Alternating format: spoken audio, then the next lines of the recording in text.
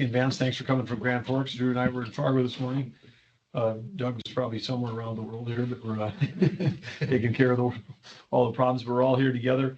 So we'll call the meeting to order and invite everyone to join me for Pledge of Allegiance. I pledge allegiance to the flag of the United States of America and to the republic for which it stands, one nation, under God, indivisible, with liberty and justice for all. And we can officially take the roll call. Here. Attorney General? Here. Commissioner? Yes, here. Great. Welcome, Commissioners team. Happy Thanksgiving week, everybody. And Kathy and Vance, thanks for driving down. Looking forward to the report. Sure. Good afternoon, everybody. Happy Thanksgiving. We're going to start today with the presentation of our fiscal year 2024 audit. We have Robin Hoffman, the audit manager for the state auditor's office online. She's there. Hi, Robin. You're up on the big screen. Thanks for joining us. You're welcome. Thanks for having me. We have the audit, which has been distributed in ahead of time. I understand it's a clean audit, so congrats to the Kathy and the team and Vance, everyone at the thing. But Robin, we'll kick it over to you and let you make your remarks related to this year's audit. Thank you, Governor. As mentioned, I'll be presenting the fiscal year 24 North Dakota Mill and Elevator Association audit report, and my presentation will be brief based on the fact there are no issues noted during the audits. So if you'll please turn to page 1 of the report.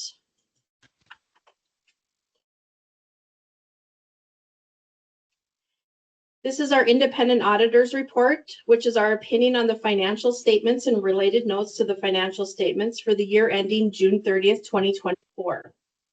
In our opinion, the financial statements present fairly in all material respects the financial position of the business type activities of the Mill and Elevator Association and the changes in financial position and cash flows in accordance with accounting principles generally accepted in the United States of America.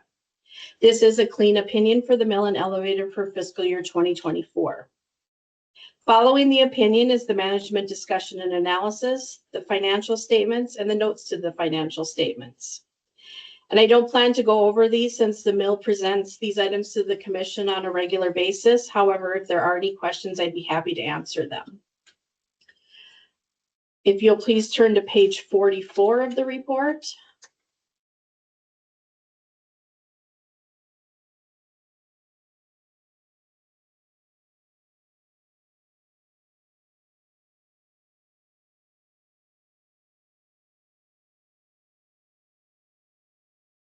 Okay. We also issued a report on internal control and compliance, and we're pleased to note we found no areas of concern surrounding internal control and compliance in other matters. And then the last thing I'll go over is the governance communication letter, which is on page 46.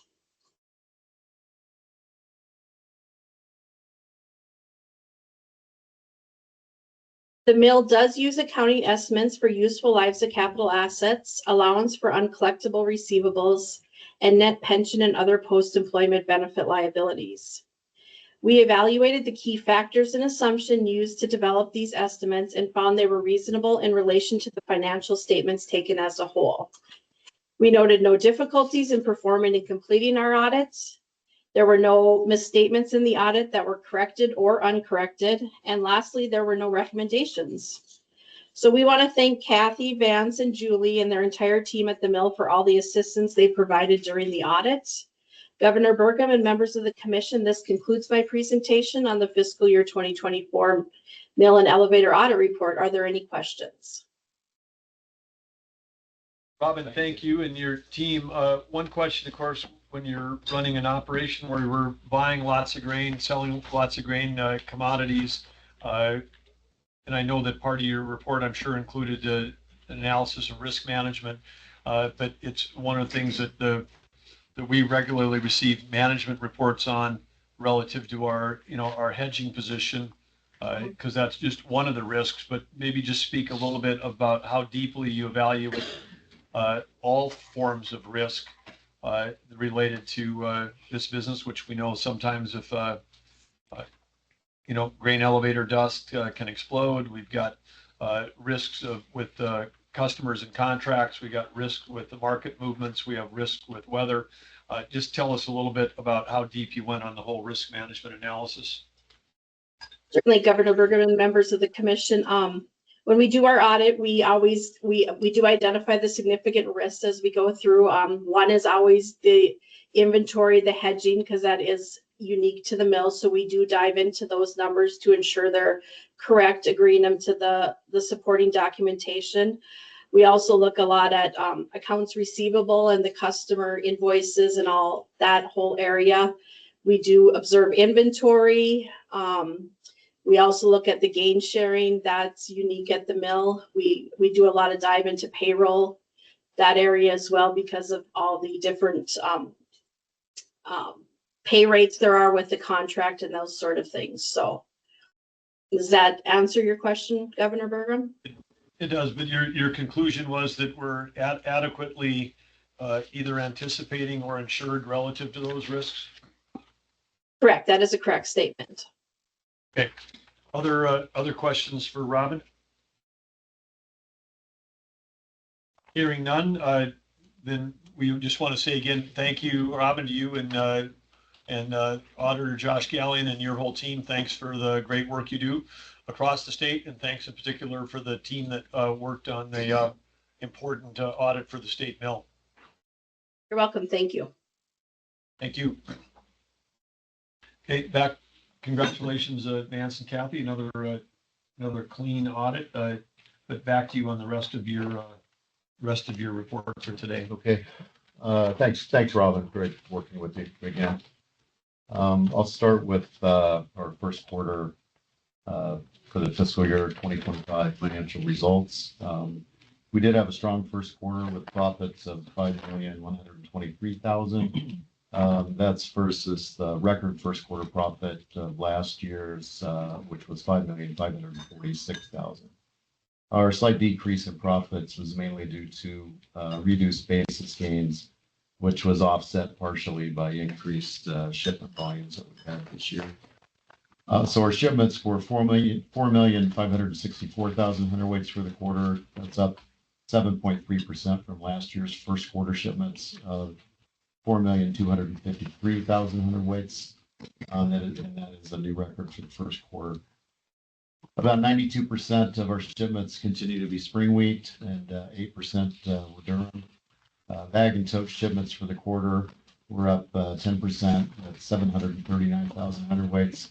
That's versus 672 last year.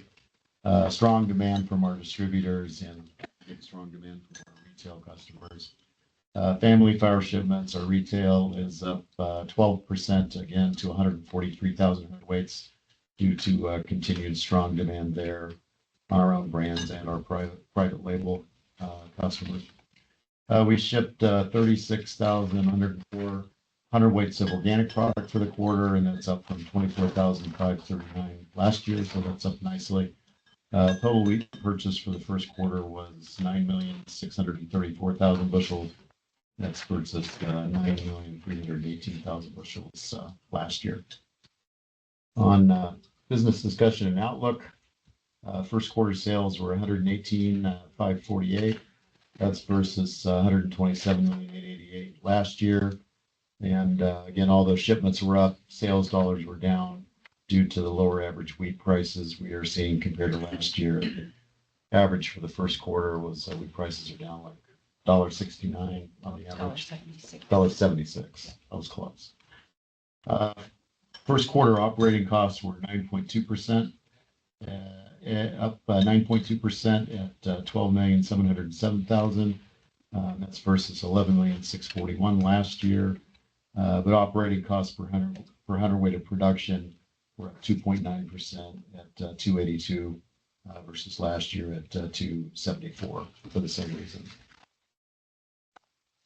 Gross margins as percent of gross sales was 16% for the quarter versus 14.4% last year. Mainly due again to lower average wheat prices, which affects that number. We are optimistic about this fiscal year going forward. A $5 billion quarter is good for us. Demand from some customers has been softer, but that has been offset by increased demand from other customers. And also we have added a few additional new customers. Recent news in the milling industry, Ardent Mills recently announced the closure of a 9,000 hundredweight per day mill in Mankato, Minnesota, that came out this last week. It's one of the older mills, slightly out of position. Another mill that was closed. On September 30, our net hedge ratio was at 1.0, with our monthly hedge ratios all at 1 or close to 1. That concludes my report on the first quarter, and I'd be happy to answer any questions. Looks good. I had a question, Vance, on the gross margins were up, and I thought you said that sales were down, gross margins were up, and so profits were down, but then operating costs were up. So tell me a little bit about the relationship between operating costs being up and gross margin also being upward. We make up the difference there. Gross margins is the number that we report to report on margins, and it gives a good general idea of which way margins are headed. We keep confidential our actual margins, per hundredweight, which could be used by our competitors. So that gross margin number does vary up and down to wheat prices, which you would normally think would affect margins, and some other factors that might make it increase or decrease. Might be opposite to what we're showing on profits, but it is a good general indicator of our margins. Margins remain strong for the first quarter versus last quarter. Did I answer it? Let me ask a different way on Sure. Things we can control versus not control, where we've got, we can't control the market, and maybe we can't control, inflation has been a driver in a lot of businesses. And if you've got, operating costs that are up 9.2%, how much of that is a permanent step up because of inflation, or how much of that is things that may come back down again? How worried are you, or how much is, as we dive down into those numbers, how much of that is things that are controllable or not controllable? Sure. A good piece of that 9% increase is due to the increased production and increased shipments. That was up 7%. So if our costs remain the same, yes, 7% of that would be from the increased shipments. So the better number. So the operating cost per hundredweight's a better number. Better than number the 2.9. Inflation, yeah. And some of that 2.9 is inflation that is creeping in. Wage increases, yeah. Energy. Yeah. Repairs and supplies, that type of thing. But do you think, are we through some of the worst of the big step up on inflation that occurred the last couple of years that was putting pressure on everything? I sure hope so. It seems to have decreased a little bit. We are, part of that number is we're keeping more spare parts on hand because there are still some pretty serious supply chain issues out there, especially on electrical items. It's affected our project a little bit, which I'll talk about a little bit later. Still feels like we're on the increase, but maybe not as much of a rate of increase on supplies or repairs. And then maybe you're going to report on this, but tell us a little bit about fall harvest. Tell us a little bit. We've made a lot of capital improvements, but how's the harvest? How has it been for customers delivering? Wait times?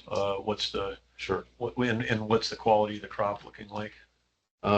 We're fully on this year's new crop. It's working well for our customers. Overall quality, it's fine.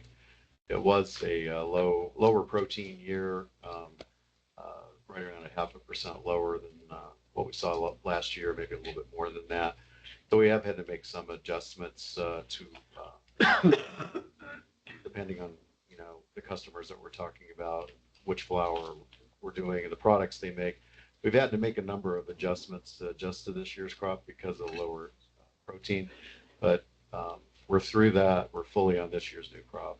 I think the adjustments that we had to make are behind us now, and customers continue to be happy with our product, the high quality that we provide.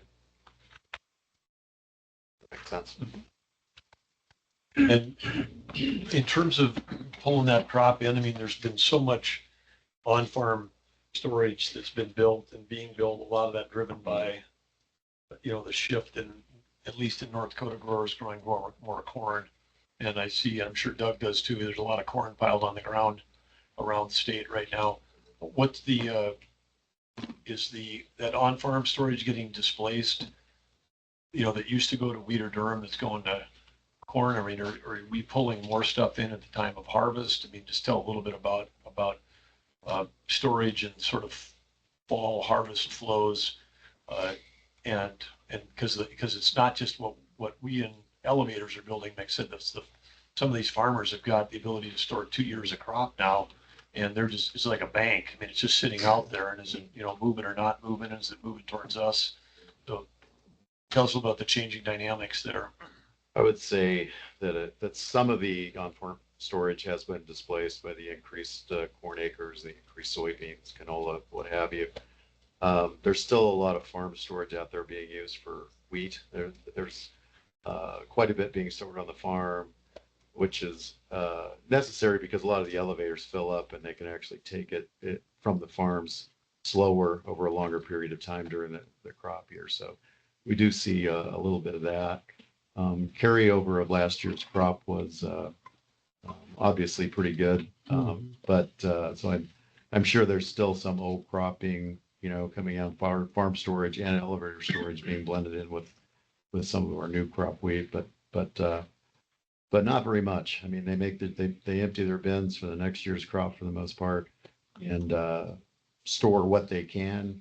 Probably storing as much as they can because of the lower prices, hoping for the board to go up and basis to go up. Durum is a whole different story. There's probably, on a percentage basis, there's more on-farm storage for durum than just about any other crop. It's hard to determine how many crop years are still out there on durum because it can be stored for a long period of time. Yeah, it's not uncommon for a farmer to sit on durum for 3-4 years, sometimes even more. So the durum prices are paying about $8 at the mill right now, so relatively low. I think farmers in general are 13. Sitting on that crop, hoping for a better number.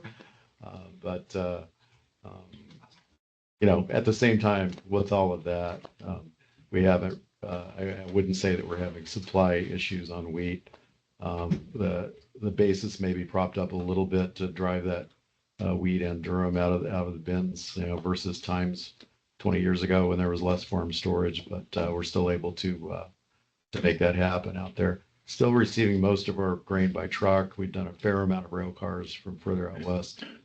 We have done one shuttle this year to source some high protein from way out west, and we have another one scheduled for December here, and likely we'll do a couple more after the first of the year. So we're making that work for us. Inventories, I guess, right now for our elevator are pretty normal for this time of year. And just way out west, is that Washington, Idaho, Montana, or is way out west? Way out western in North Dakota. Yeah. Williston or? Yeah. Okay. That's western Gladstone. Yeah. Yeah. One thing I will say is, interestingly enough, even though corn and soybeans have really grown in the state, wheat acres have actually been pretty stable. Surprising, still 6 million and over per acres. And I think there was more thought that we were going to displace those. What's happened is we've displaced other crops instead of the wheat. I mean, it's not what it used to be when wheat was king, but it's surprising. It's held pretty solid. In this last year, wheat acres were up a touch. Yeah. Weren't they? Yeah. Yep. Which is Just good a to little see. bit. Good Yeah. to see. Yeah. And then how are wait times? I know we put a lot of investment in trying to speed that up for farmers that are hauling, but We have wait times are relatively short.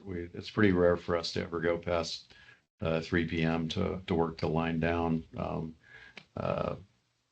We start with a line in the morning. We're still on that program where they'll bring them in the night before to get to the front of the line. But that backlog is worked through usually in the first couple of hours, and then wait time after that is pretty short, 15 to 20 minutes maybe to get through and get on the pit. So And how many will park overnight? that varies. Sometimes you'll see 50 trucks out there. Sometimes you might see 10 or 20. All right. And then can you also give us an update on some of the capital projects too? Is that part of today? You're going to get some, or at least a verbal update on how some of that's coming along? You mentioned that some of this electrical equipment, I know that's a problem for things we're having on Water Commission. Lots of other people are having trouble with the transformers and electrical, but tell us how that's coming. Sure. That's the next item I had. The big one, the mill feed storage and handling project, we moved the start date back on that a couple of months due to a lot of different factors. I guess electrical is one of those. Slight delay on that, but we're working towards staffing up for that for our 3 employees that are going to operate that one per shift round the clock.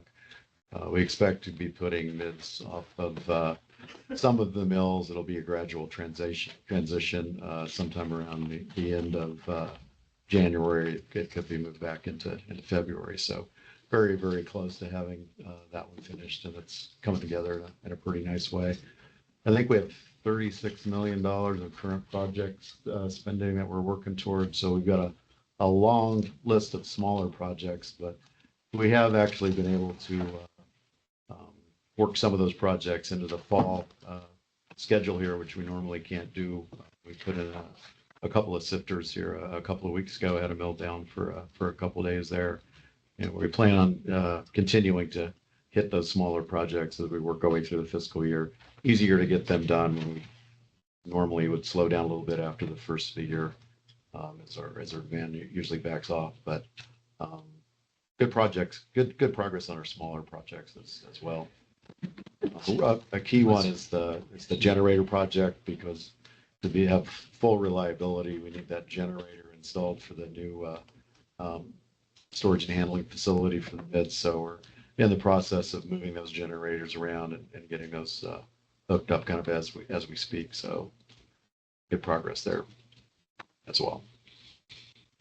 And Kathy, Vance, other comments or? We'll just have the next agenda item, legislative priorities. Okay. Any other questions on operations? Okay, let's jump to legislative. Okay.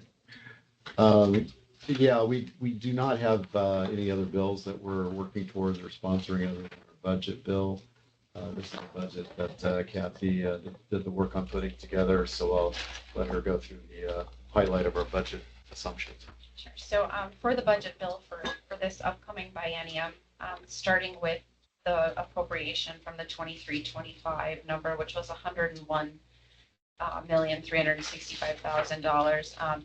We were asked to start with the 3% cost reduction, which really does not fit into our growth strategy.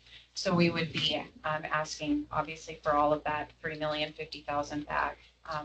We are projecting about an 11.5 to 12% shipment and production growth over the next biennium. So then which would also cause us to ask for more funding. So for the next biennium, we have added wage increases of 4% for each year. Obviously, we have the union contract that is tied to that, and those negotiations will be upcoming in the spring of 2025. We have also asked for 2 additional FTEs, which would bring our total FTE count to 172. Both of those FTEs are for car checker positions, which that position cleans and loads out finished product. So with the increased output that we're doing, we obviously need some more help in that area. So one is for the second shift and one is for the third shift. And that would bring both of those shifts to 5 people on the loadout crew to maximize efficiencies there. We're also asking for increases in some of the main categories of expenses we see. Salary and wages, obviously, supplies, utilities, insurance, repairs, and then some professional development and operating fees and services. So for the overall budget that we've put together, it's a 6.4% increase from the appropriation of the 23-25 biennium. So it would bring our total ask to $108,043,000 for the next biennium. So that kind of takes care of the budget portion. Some of the labor considerations we've discussed in the past, and it still continues to be a challenge for us. We certainly would like to be removed from the FTE funding pool. As even you heard Robin state, our payroll is extremely complex with it being tied to the union contract and different things. Our employees transfer in and out of positions due to seniority and different things. If a better position that they want opens, then they move into that position. So for us to track vacancies and whatever, it becomes a little bit of a challenge to be able to go through that. And obviously, open positions for us they're more costly. It causes us to have to work more overtime and double time hours because regardless, those hours have to be worked. So whether we have 10 employees or 15, we're working the same amount of hours. So we'd really like to be pulled from that. FTE flexibility is also another thing that we've discussed. We would really like to not be mandated legislatively the number of employees that we're allowed to have on. That would give us some ability to shift from 3-shift operation to 4-shift operation as needed, would allow our employees to have a better work-life balance.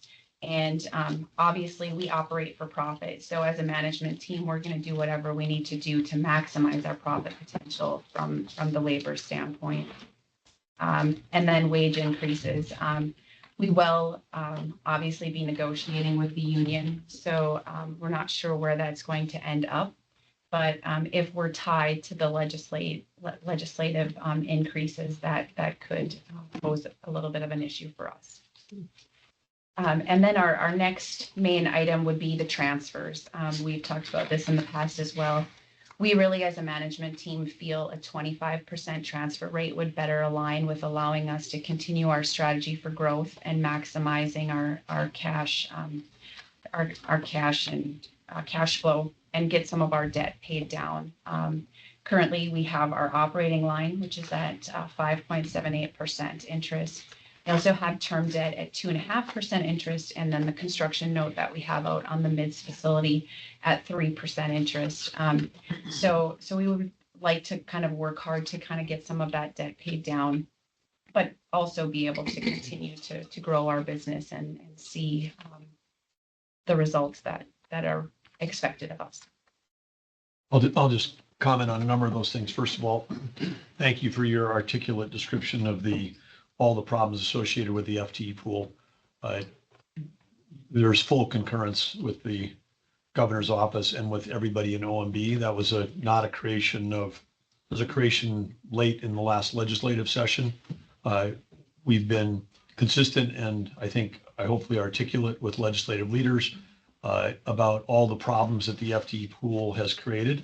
It's unclear completely what problem it was trying to solve or what problem it did solve, because it's actually created more problems. And I'm sure the same for the commissioner and the attorney general and for every agency. And so for all the reasons that you described, those also apply to virtually every other agency. The same, issues of flexibility, the issues of cost, the issues of being able to apply judgment to try to do things at the best service to our citizens at the lowest cost. That requires some flexibility to be able to do that. They did allow a exception last time for a pilot, and that pilot was for Human Services, which has 4,000 employees.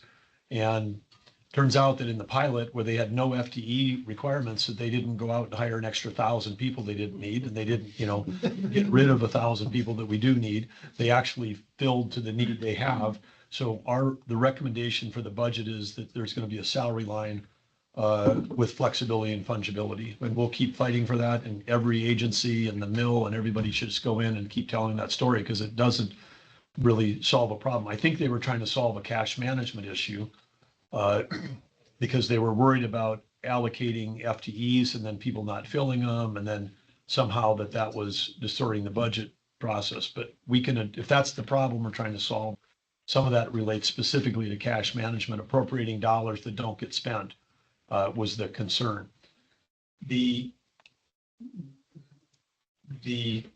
transfer out of the mill to preview what will be presented next week is the governor's budget, which we'll present to the legislature, has no transfers except for what's required to meet for APUC, and there's got to be a transfer to trigger the gain sharing. So we'll work around that language. But the idea that we would, you mentioned the interest rate, so we're paying, 5.5.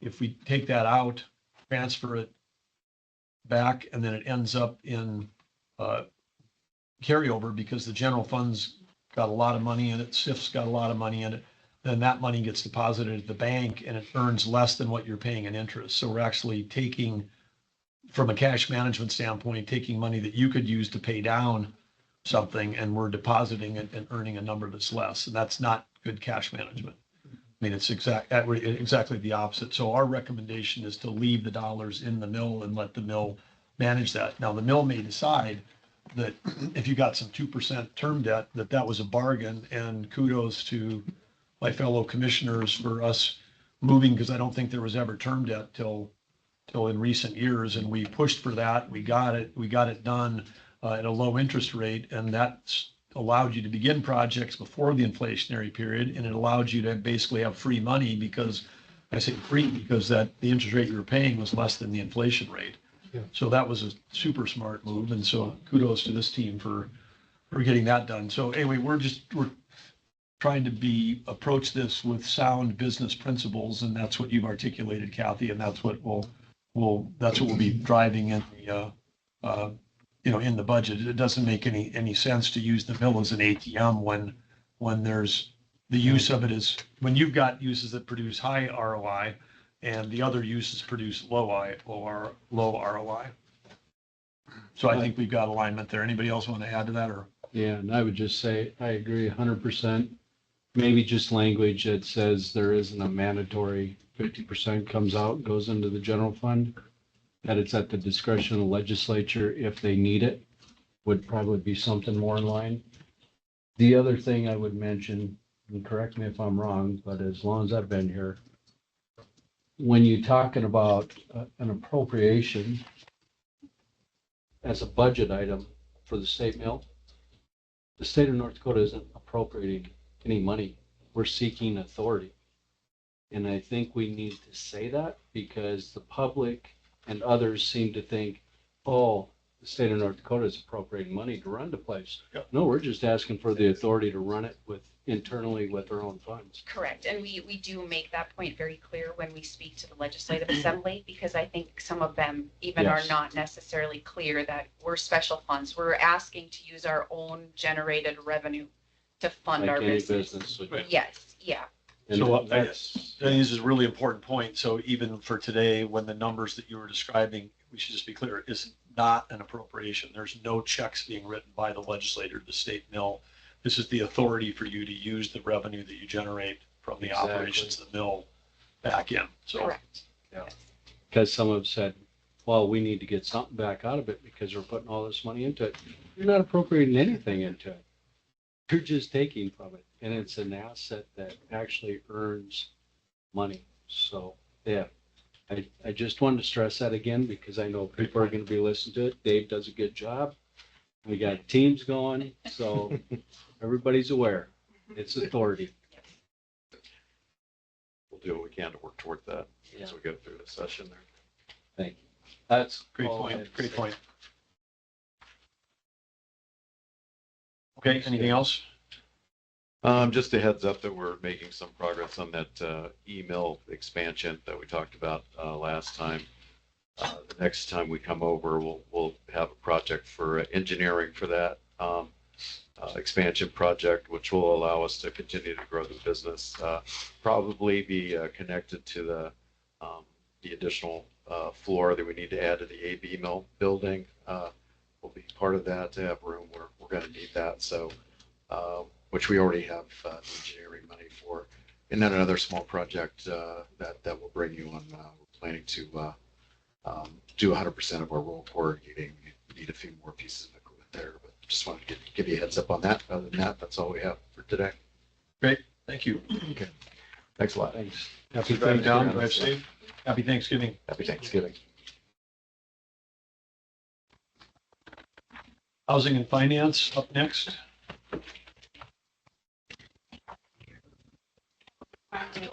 Join us online.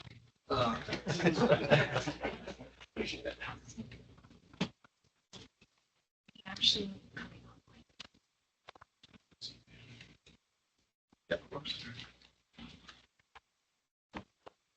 hello. I got easy stuff for you today.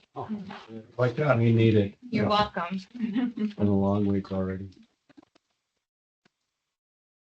It's Tuesday, brother. Ready? Yep. Fire Okay. away. The first item for you is the annual report of the multifamily application awards that were selected this year. So just a quick reminder, we have 4 main programs that we allocate, and we allocate one time a year because we run out of money.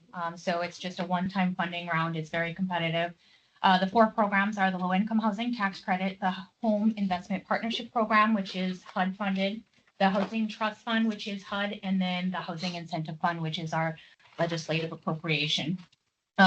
So we received a total of 17 applications for this funding round, which is one of the largest that we've had in quite some time. Very competitive. The 9% low income housing tax credit really drives how everything else comes out the door. And the amount of housing incentive fund available directly drives how many projects that we can get out the door. So of the 17 applications, we were able to fund 7 of the applications. So what this report does is just goes through a summary of each of those fundings. What's super interesting for this application round was a lot of rehabs that came through. You'll notice on that last attachment is a summary of all the applications received versus the 7 that made it through.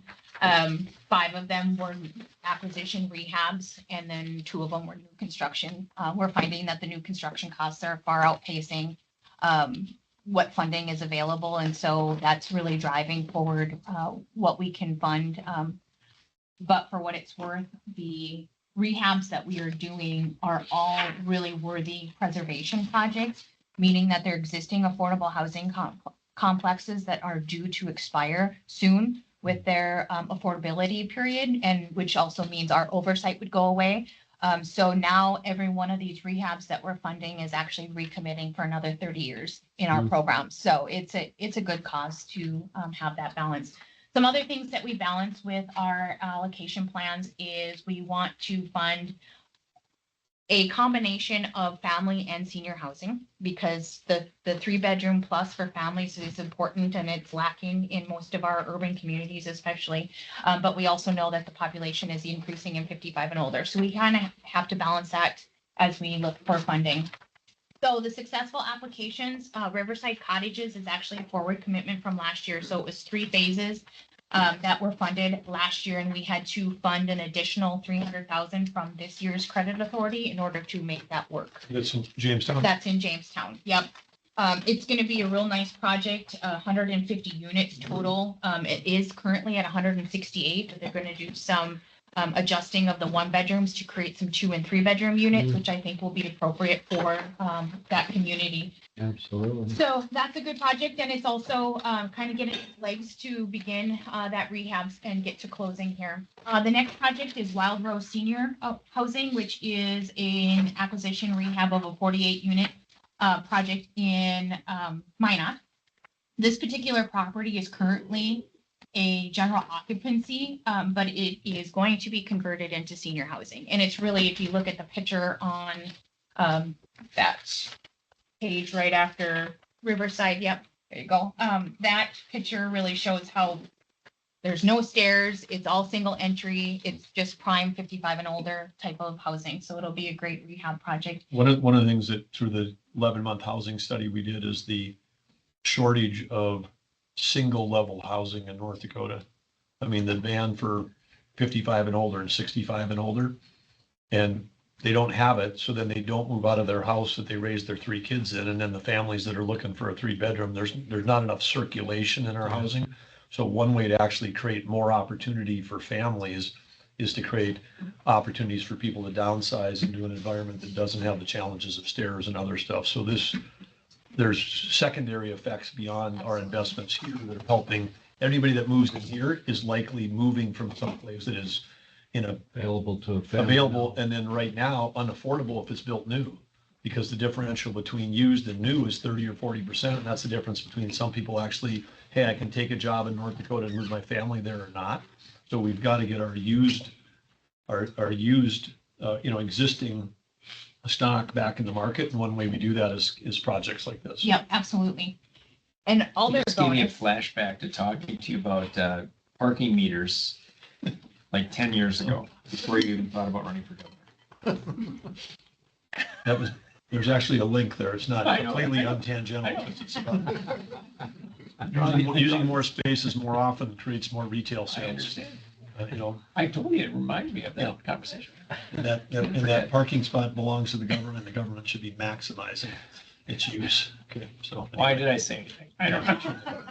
Because we're the one state that legislatively has banned parking meters. The only state that's done that. And I shouldn't say meters, it's metered parking, because there's a lot of ways to use price is essential to markets. Doug knows that, right? If we had Yeah. you can't, Cause and effect. We actually talked, it was the day that Ron Offit got the Theodore Roosevelt Award. And I remember that Governor Dalrymple asked you and me to sit down because we were standing and talking so long about this in the middle of the room. So anyway, that's why I'm thinking about it today. I had never thought about parking meters before. And now I can't stop. This is therapy for us. Years later. That's how I can we, give you a book that's 800 pages long called The High Cost of Free Parking.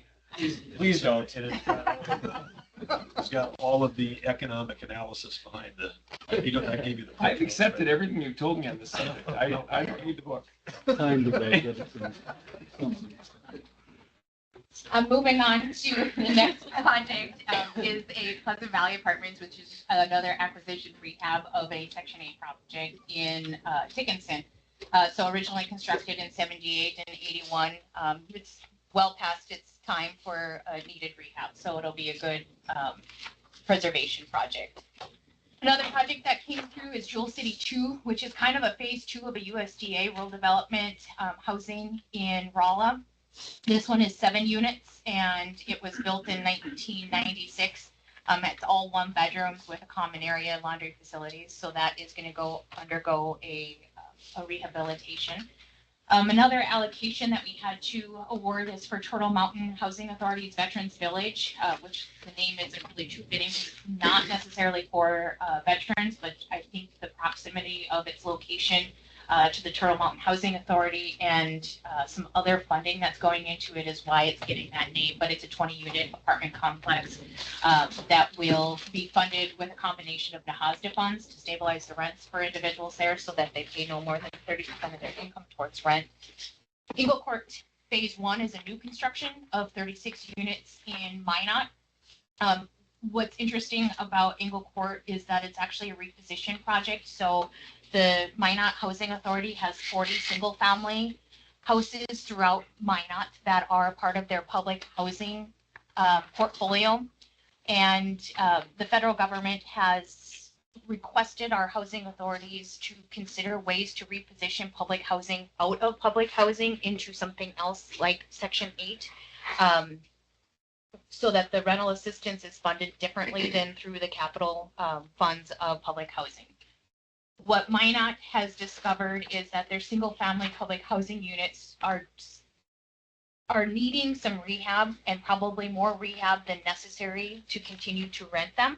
And so instead, what they're going to do is disposition them as public housing, sell them as single-family homes. So hopefully they'll end up in North Dakota Housing's homeownership division, but then to build replacement units with this single court. So it'll be a good project.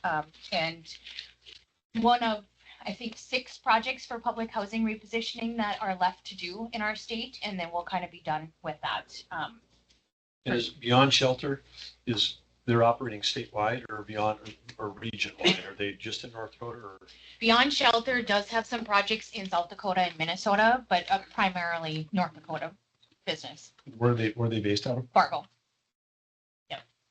They were actually created by the Fargo Housing Authority and then went off on their own as a separate entity. So former Fargo Housing. Yeah, Lynn Fundingsland Okay. started them. Yeah, he was Fargo Housing forever. Yes. Yeah, Yeah. great. Real unfortunate that Lashkowitz high rise wasn't done in his tenure because he had spent decades trying to figure that project out. So anyway, at least it's done. Prairie Meadows is another one that is in Dickinson. And so this is a rehab of 2 projects, which are existing Section 8 projects as well. So it'll be just another extension of them being continued further. That's where I'll end that report, except for to say that, they're 100% of the low-income housing tax credit 4% applications, which are non-competitive. They require a tax-exempt bond to be issued, but they are really reliant on availability of matching funds, and the Housing Incentive Fund brings that in. And those were the first 2 out the door because we prioritize 4% credits with our Housing Incentive Fund. We were trying to go through this list of the 17 projects to determine if we had more HIF, how many of them would have made it through. And we believe that at least the rehab projects that are listed on here could have made it through if we had HIF. So I think lack of available HIF funding and it outpacing the need is pretty significant, especially in this round.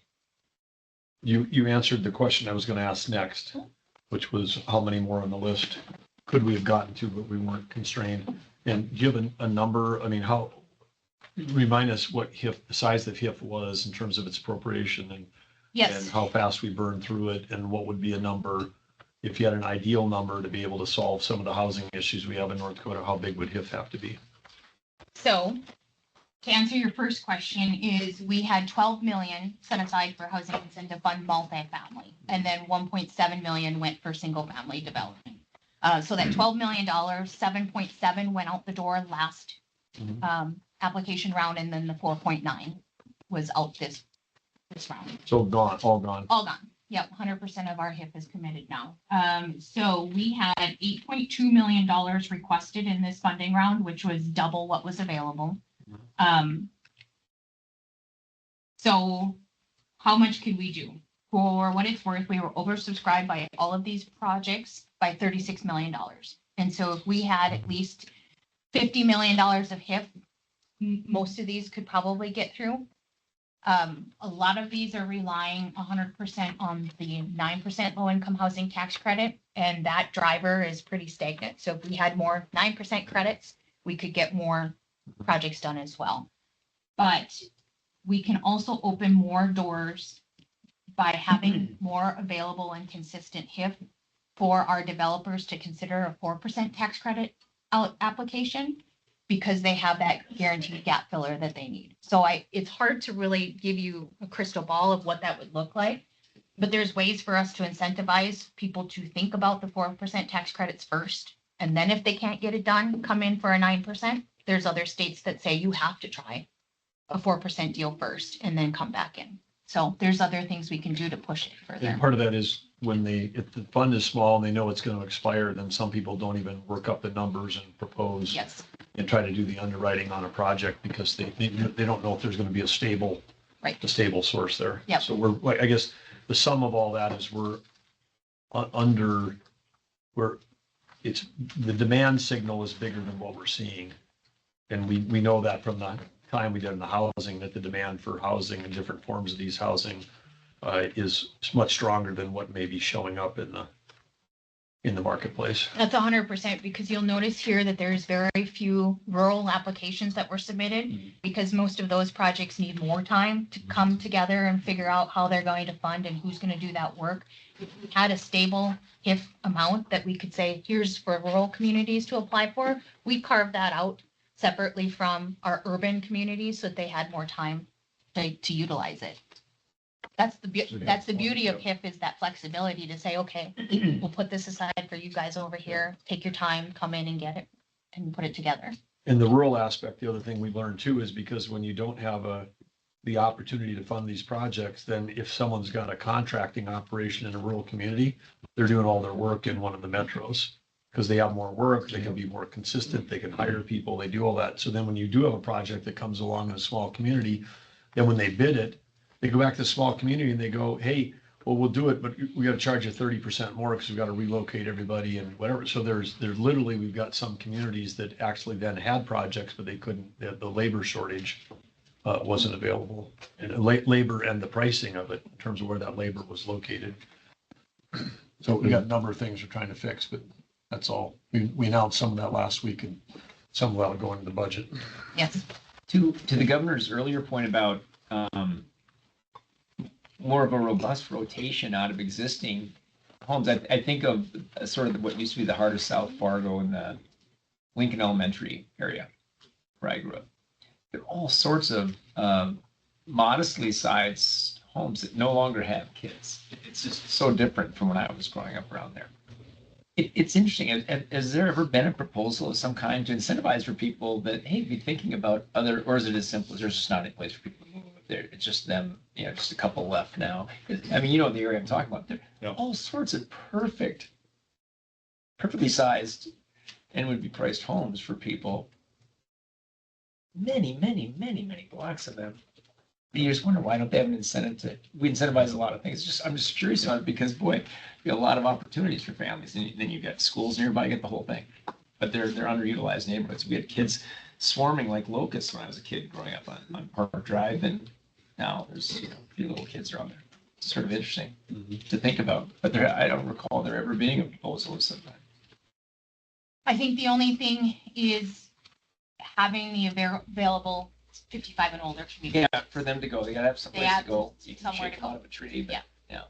My mom wouldn't appreciate me saying it that way. I'm not trying to shake my mom out of a tree at all. In fact, we're looking forward to us all being in a tree with my mom this weekend. But yeah, that's it.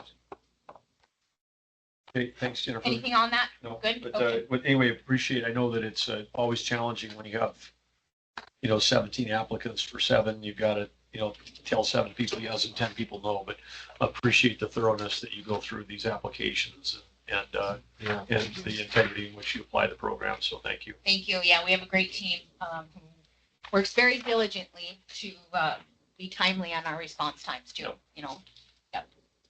Okay, so the next item that I have for you is a simple Would this be report. appropriate time for me to say that in every budget that Brent Sanford and I and Tammy have submitted, we've submitted a much larger number for HIF than.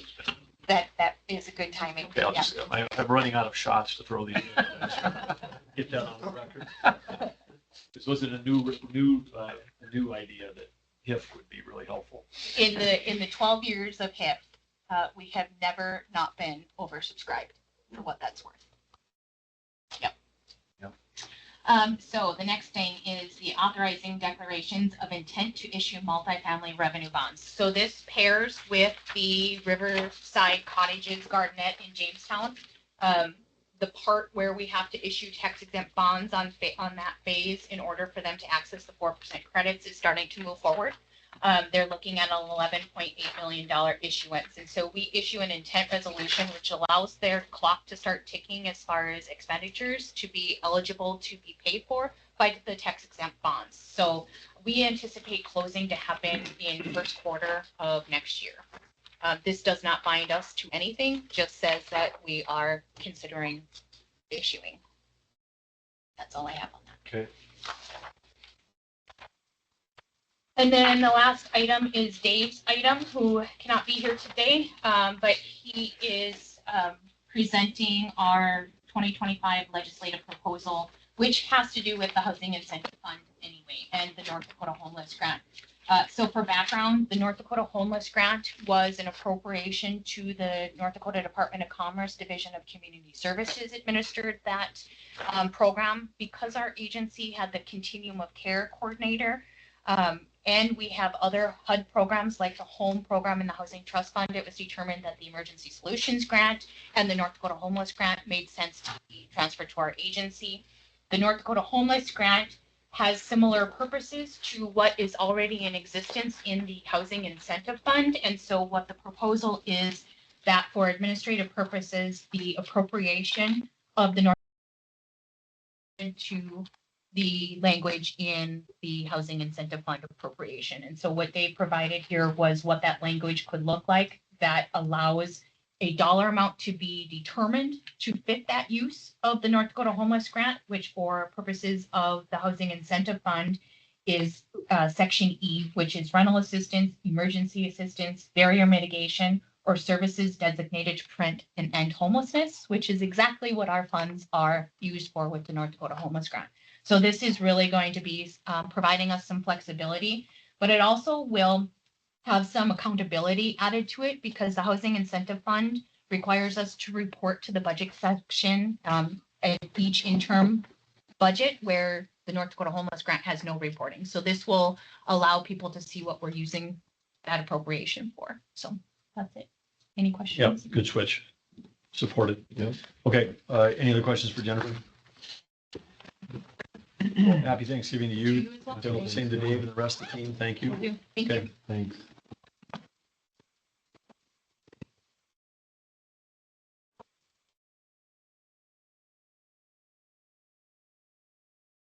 Welcome, Mike. Thank you. Good to see you.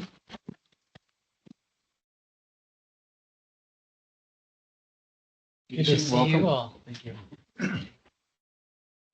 Okay, fire away. Lignite Research. Right, everyone's kicking us off. Yeah. Under attachment 7 in your binders, you'll see the Lignite Research Program Project Manager Financial Report. On page 2 of the report, you'll see a dashboard view of all the Industrial Commission managed funds and where the Lignite Research Fund fits into that. On the next page, we'll dive in a bit more into the Lignite Research Fund balance. What you have available to commit today is just over 13.5 million. You have a total cash balance of almost $32.2 million. Of that, about 18.7 million is already committed to existing projects and for other administrative costs. The Industrial Commission has cumulatively funded 258 projects since its inception. What that means for North Dakota is 2.8 billion in private sector dollars that have been invested in North Dakota, all thanks to your investments in the Lignite Research Fund. On the next page, that shows a breakdown of where your funding comes from. 100% funded by energy industry tax dollars. It's a combination of lignite coal conversion, coal severance taxes, and oil and gas production and extraction taxes. So to date, the fund has received just over $14.7 million from coal conversion and severance taxes. And this amount also includes the $10 million from the oil and gas production and extraction tax bucket that filled earlier this year. Lastly, here are the applications for consideration today. There are 3 applications, which total just shy of $6.8 million. So with 13.5 million available, you have plenty in the fund to cover the requests before you today. And that's all I have. Welcome any questions.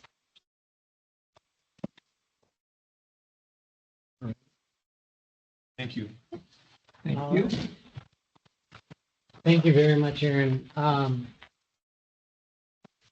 So before we get into that, we had a great grant round. 3 projects under your consideration today. The first one is titled Production of Germanium and Gallium Concentrates for Industrial Processes. It's for integrating germanium and gallium production with rare earth element extraction. It's a 3-year project proposed by Microbeam Technologies Incorporated. And the project ask for the Industrial Commission and the state is $376,000 for a total project size of just over 3.1 million. And we had good reviews with all three reviewers recommending fund, and the vote from the Lignite Research Council was in unanimous support at 15-4 and 0 against. So any questions on that? We'll just Governor take these all at Commissioners. once. Yeah, this is the, If they, this is behind tab 8, 9, and 10, but the motion is in front of tab 8. okay. Should I do all of them? Colleen? At once Yeah, you can before go I through vote? all of them, then we'll come Okay. back to the motion. Okay, thank you. All right, and then project B, its second proposal is titled Williston Basin Regional Initiative Technical Assistance Partnership. It's actually support for continuation of the P Corps partnership. And just a little background, P Corps has been around for 25 years or so, and it's been a big, vast region. We're going to continue that, but separately, the federal government is funding basin-wide. So this is focused on the Williston Basin, and then we team those into the overarching P Corps. So it's essentially a continuation. The ask for the Industrial Commission is $1.25 million for a total project size of $6.25 million. And very good reviews, 235 out of 250 for the average score. All three recommended fund, and again, unanimous vote of 15-4 and 0 against from the Lignite Research Council. Any questions on that, or I'll move to the third? The only thing I was gonna say, we've used P Corps for so long that we act like the whole world knows Yeah, what the acronym is. yeah, And I think and again, when we look at the size that these are DOE grants that are being matched on these things, I think we've got to not make assumptions that even in a friendly new administration that they're going to understand, and if we're trying to sell the benefits, because there are people have different views of DOE grants. yeah. And there are some people that think that a lot of those should be looked at more closely. Yep, And- very good. And so I think we've got to make sure that when we're supporting something that's worked for us for a long time, that we also make sure that we go back to the original intent, what's it's accomplishing, what the value is, because we may have to new stakeholders, new funders. No, it's very true, especially with a lot of new legislators. Yes. So, And I think both here and the federal level, we got to keep educating, because some people want to, there are some folks that are, I believe in free markets, some folks would say, we get rid of all subsidies for all forms of everything. And that may make sense some cases, in other cases it may not make sense. So we just have to make sure that we're articulating the value, yeah, because things that generate return on investment we're interested in, things that distort markets we're not interested in broadly. and I've got a quick blurb on one of the slides coming up on the value of Plain CO2 Reduction Partnership. Yep. So I'll make sure to hit that in a bit. But it's been truly valuable, and you can see it in some of the commercial activities in the state right now. So, the third one is the Coal Creek Carbon Capture Geologic CO2 Storage Complex Development Add-on. This one's exciting because we're looking at 200 metric tons of storage capability at the site. It's a site that needs to look at different storage horizons on a single well pad. And so a lot is to be learned by this one that can be benefiting for other sites across the state. It's a 2-year project submitted by the ERC in collaboration with Rainbow Energy Center. And the project manager is Amanda Livers Douglas. The ask is for 5.15 million for a total project size just under 11 million.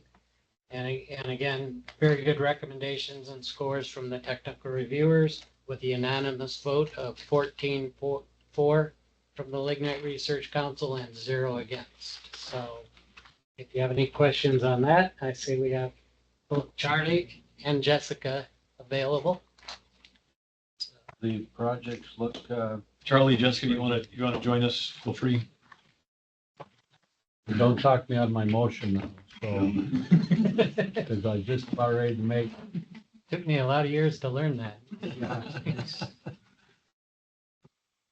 Go ahead, Doug.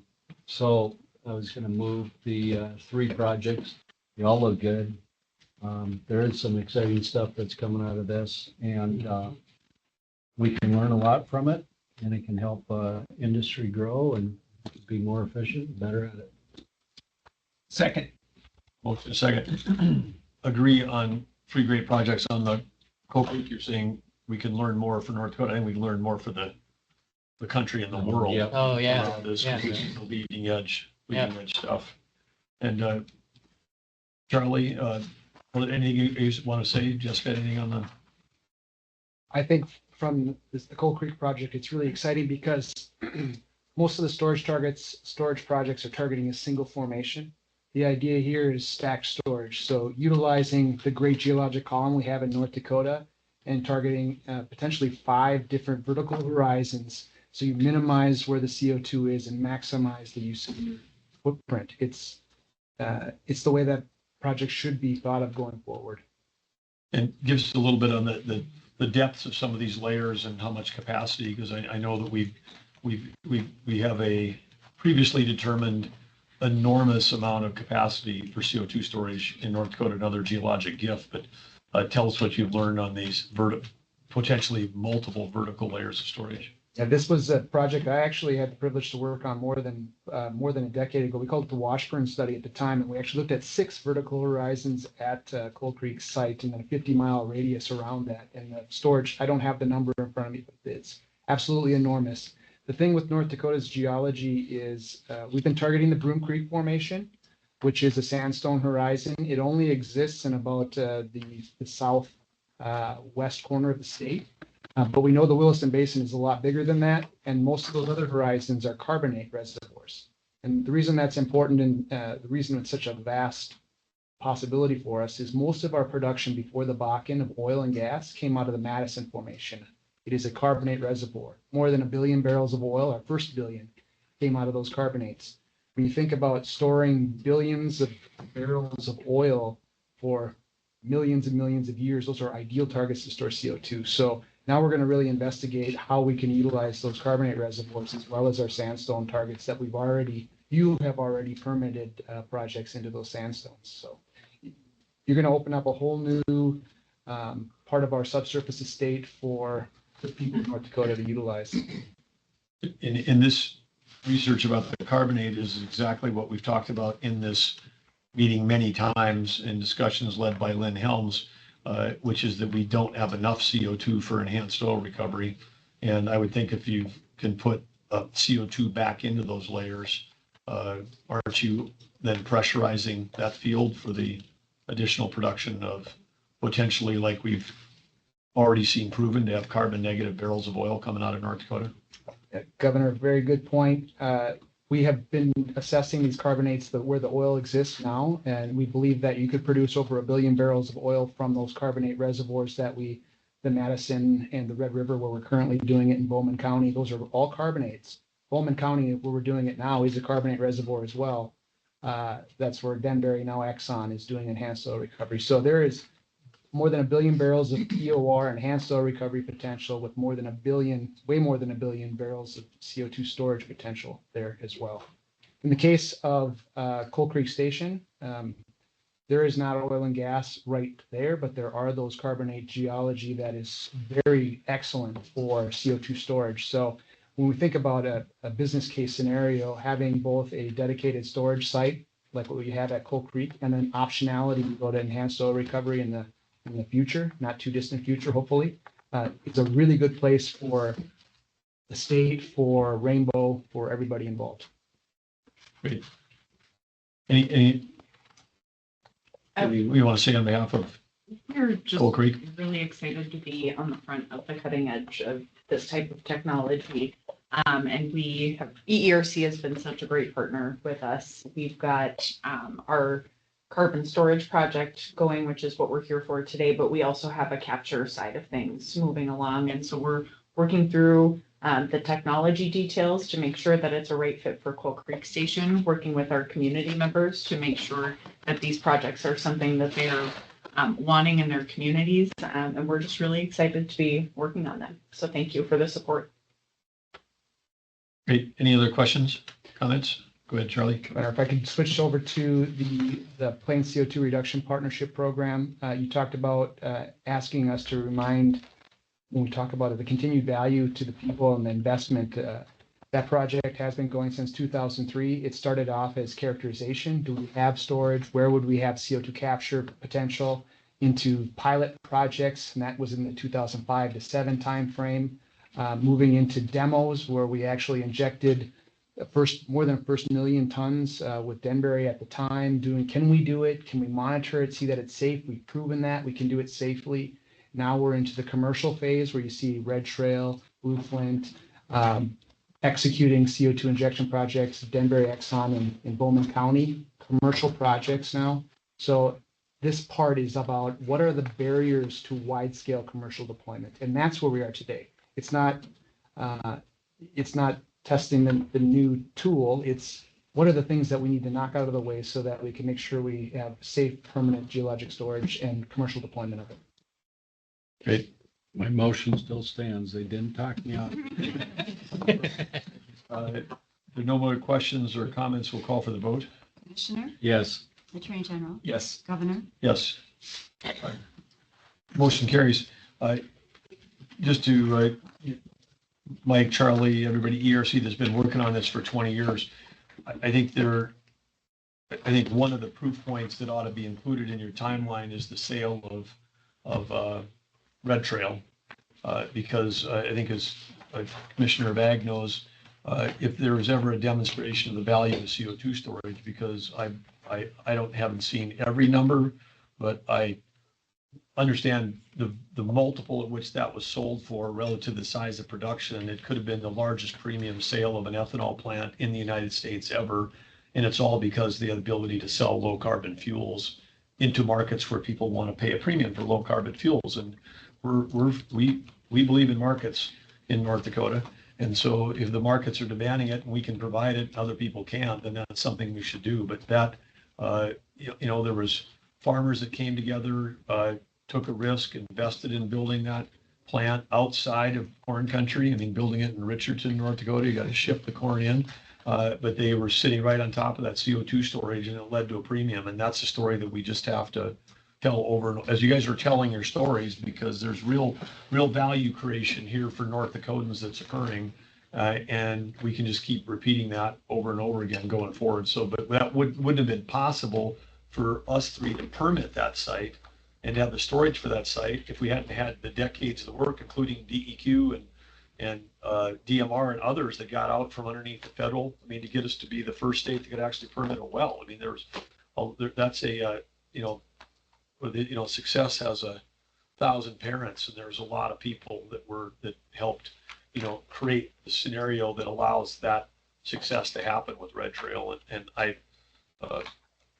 maybe somebody else, but Dave, not enough people have written about that. So that's You can feel the pressure in the room. okay. All right. Anything else here from? Get back to my agenda here. Yeah, we have an art. Quick report? What's that? Quick report? Yeah, how quick? Attachment 11. Yeah, so I have an R&D and Enhance, Preserve, and Protect project update. And I will go through it quickly.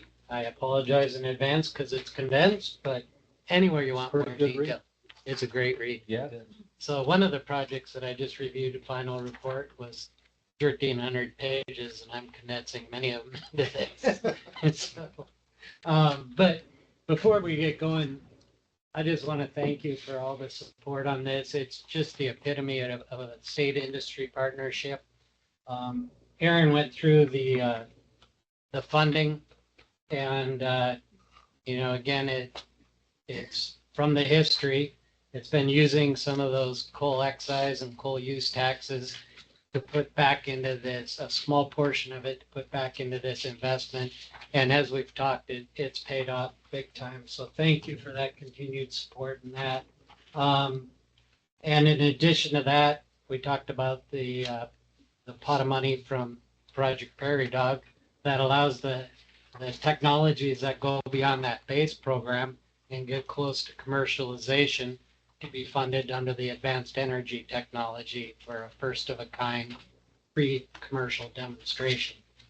So the way I'm condensing this so that I don't take as much of your time is, and you've already covered a lot of this, we have a lot of great historic successes in the program, everything from the reclamation work that's second to none we do in the state to the primary emission control, the mercury and trace substance control, and all the way down the list. So I just highlighted a couple more recent ones, and that's continued sustaining of the 5 largest power plants that are responsible for 5.7 billion of economic activity and 12,000 jobs in the state. And to me, that's minor compared to the fact that the industry is providing affordable, reliable industry, power to all industry and all residents in the state. So thanks for the continued support of that. And then the last bullet is what we were talking about. And that's as a result of the 22 plus years of P-Corps and the other work associated with it. We've got commercial CO2 going on at Red Trail Energy, Midwest Ag Energy, and then we have the storage going on up at Basin Electric adjacent to Dakota Gas. And down in Bowman County, we have the commercial use of CO2 for enhanced oil recovery, and then the historic use up in Canada of our CO2 in the Weyburn. So tremendous successes, but a lot more to come. So that's some of the exciting recent highlights. Well, and I think I would call out there because there's been a lot of confusion about transportation safety, but not enough people know that we transported 42 million tons of CO2 safely over decades with never an incident. Yes. And I think that, the track record is second to none. Yeah, very important.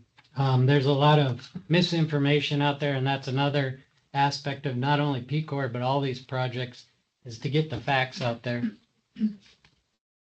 So then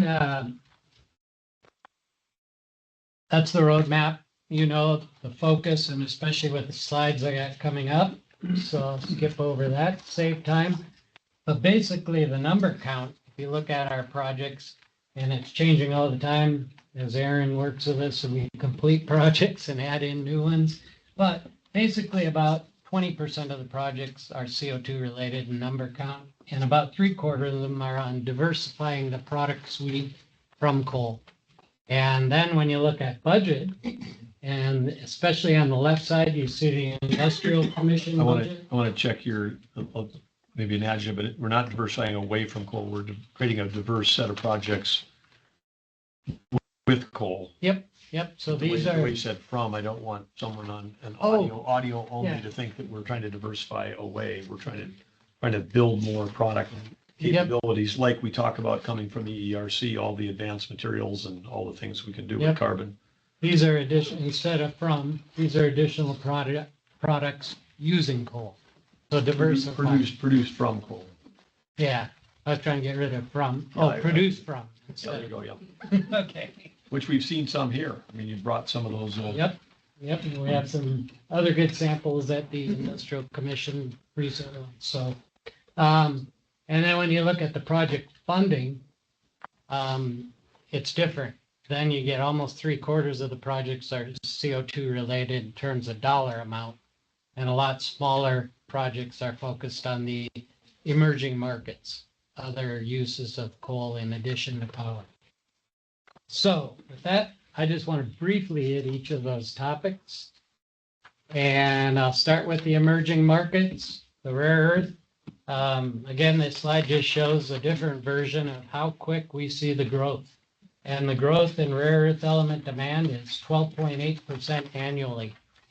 And so incredible market pulling it. And that market's growing faster than that domestically because of the import reliance and the export controls put on by China. Before I get off that slide again, the products that use the rare earth elements are 500 times the value of the rare earth elements themselves. So it's critical that we domestically solve that problem. Just wanted to put this up there because I always want to recognize the pioneering work of the North Dakota Geologic Survey, and they continue to help with the resource side. And then we got several projects under the Lignite Research Program. Showed them up here, and I've got more slides on them, but basically they cover the pilot scale removal of rare earth elements from the coal, the programmatic project under the Core CM, which I'll talk about briefly in a bit. And then a new one, which is integrating germanium gallium processing with rare earth element recovery, and both the resource and the processing side. So with that, to save time, I'll skip to the second slide on Core CM is carbon ore, rare earth - critical mineral. And it's basically the P-Core version, the Plain CO2 Reduction Partnership version of rare earth elements. And EERC leads this. And basically, it's the umbrella program that kind of ties together the smaller rare earth element projects. And that they just finished the initial project on that, and the federal government is re-upping that and turning it from a basin-wide to a regional effort. So, and then I will skip through the UND project. It started in 2020 and get to the punchline. They are now working on two parts of this project. The first is the front-end engineering design study for a commercial system. And the second is operation of their pilot system to remove the rare earth elements and critical minerals from the lignite coal. And a highlight of that is the DOE was initially targeting 2% purity of the product stream. And the team decided, oh, we can hit 65. And 1 week in June, they exceeded for that full week of operation over 80% purity. And one of the tests was as high as 93% purity. And one of the buyers for this type of product said, geez, we'd buy that as is without further purification or processing. So really good results coming out of that as well. And then just a final part of that while I'm flipping to the next one is the way to help with the economics of that is the integration, the project to integrate that germanium gallium, which in addition to the rare earth elements adds significant value to the product stream. And it can do that without negatively impacting the rare earth element portion. I'll talk mostly from this slide because there are a lot of other carbon product work we're doing. You mentioned the building materials. We have 2 projects, teams on that. The one with 2 projects was Semplastics working with EERC, making really good products, high strength building materials with good flexural and compressive strength. They just finished a demonstration building out of that. That's truck mounted. And then another one with Microbeam Technologies. And so those have all gone well, and they're looking at the next phase of those projects. And then also we have this project run by AmeriCarbon where they're making tars and pitch with the end result focused on graphite. And then we have multiple projects on using graphite for battery components. But the highlight of that is you can take roughly $20 a ton coal and turn it into graphite, depending on the quality of the graphite and the grade. It can be worth as much as $20,000 per ton. So 3 orders of magnitude more value. And if you turn it into graphene, depending on the quality, you can get up to $200,000 a ton. So we can turn North Dakota lignite into quite high value products, and the initial work is looking good. Another punchline and highlight in that is I just talked this week to the project lead and asked him about their commercial success so far in financing and that. And they say, as we're getting the project results and the financing in place, we're convinced we could have the first module on the ground in the next 2 to 3 years. So they're they're very serious and having really good success on the business side as well as the technical. So we've talked a lot about, there's the other carbon material project and information, so I'll skip through those. Graphite, there's just another slide showing that in addition to that value, demand increase is expected to be 300% additional demand in the next 6 years is all. And China's already put export controls on the graphite we get from them, and they're the lion's share of the graphite out there internationally. So a tremendous opportunity on the graphite front, and that's that project. You know, on the China. Yeah.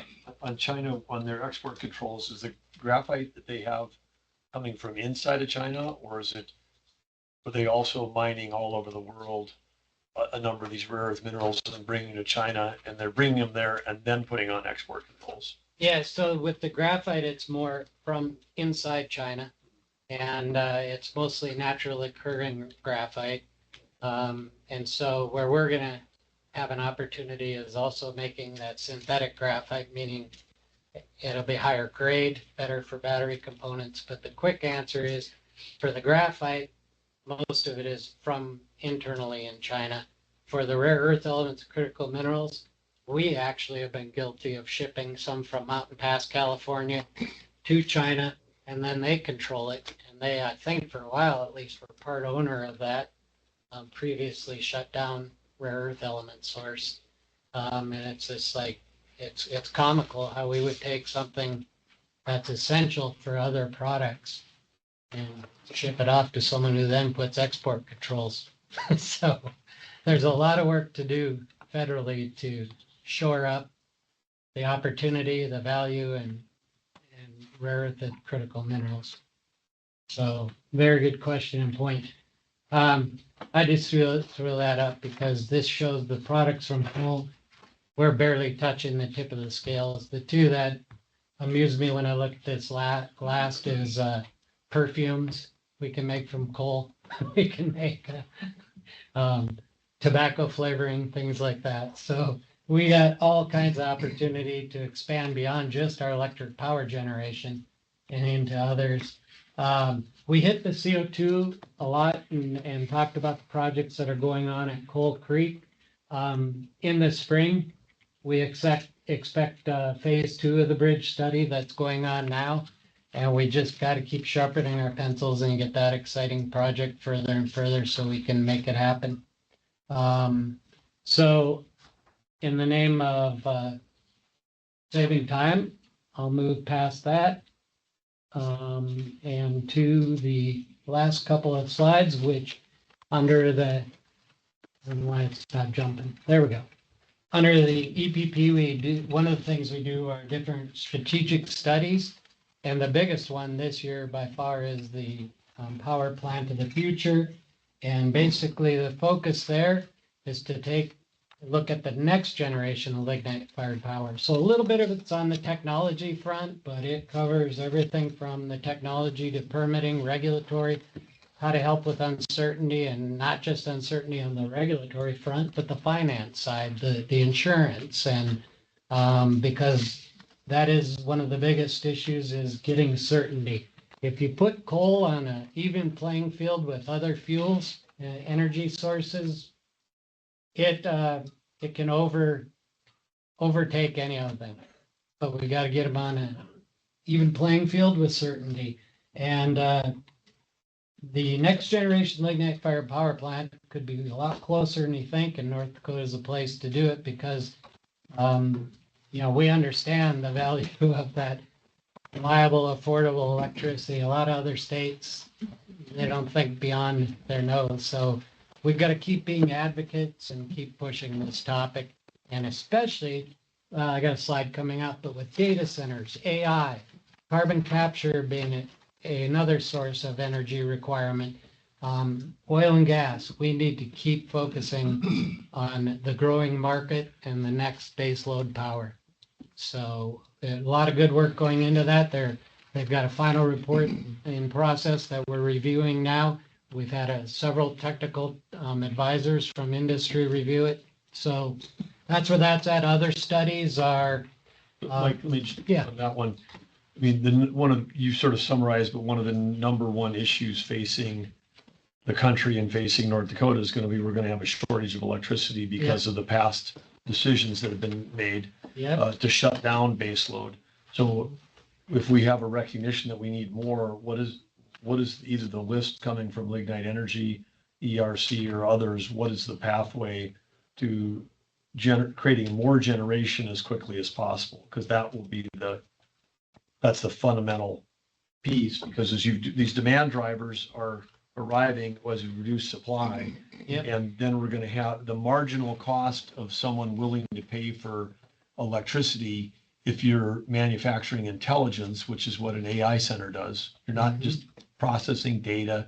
It's not, doing accounting. It's not, doing Bitcoin mining. You're actually generating manufacturing intelligence, which can be used by all other industries. So all other industries will say, I want more of that. And so the person running the AI data center is saying, I'm willing to pay more for electricity than the next person. And so then they could drive out, other uses. We won't have enough of it and the price will go up.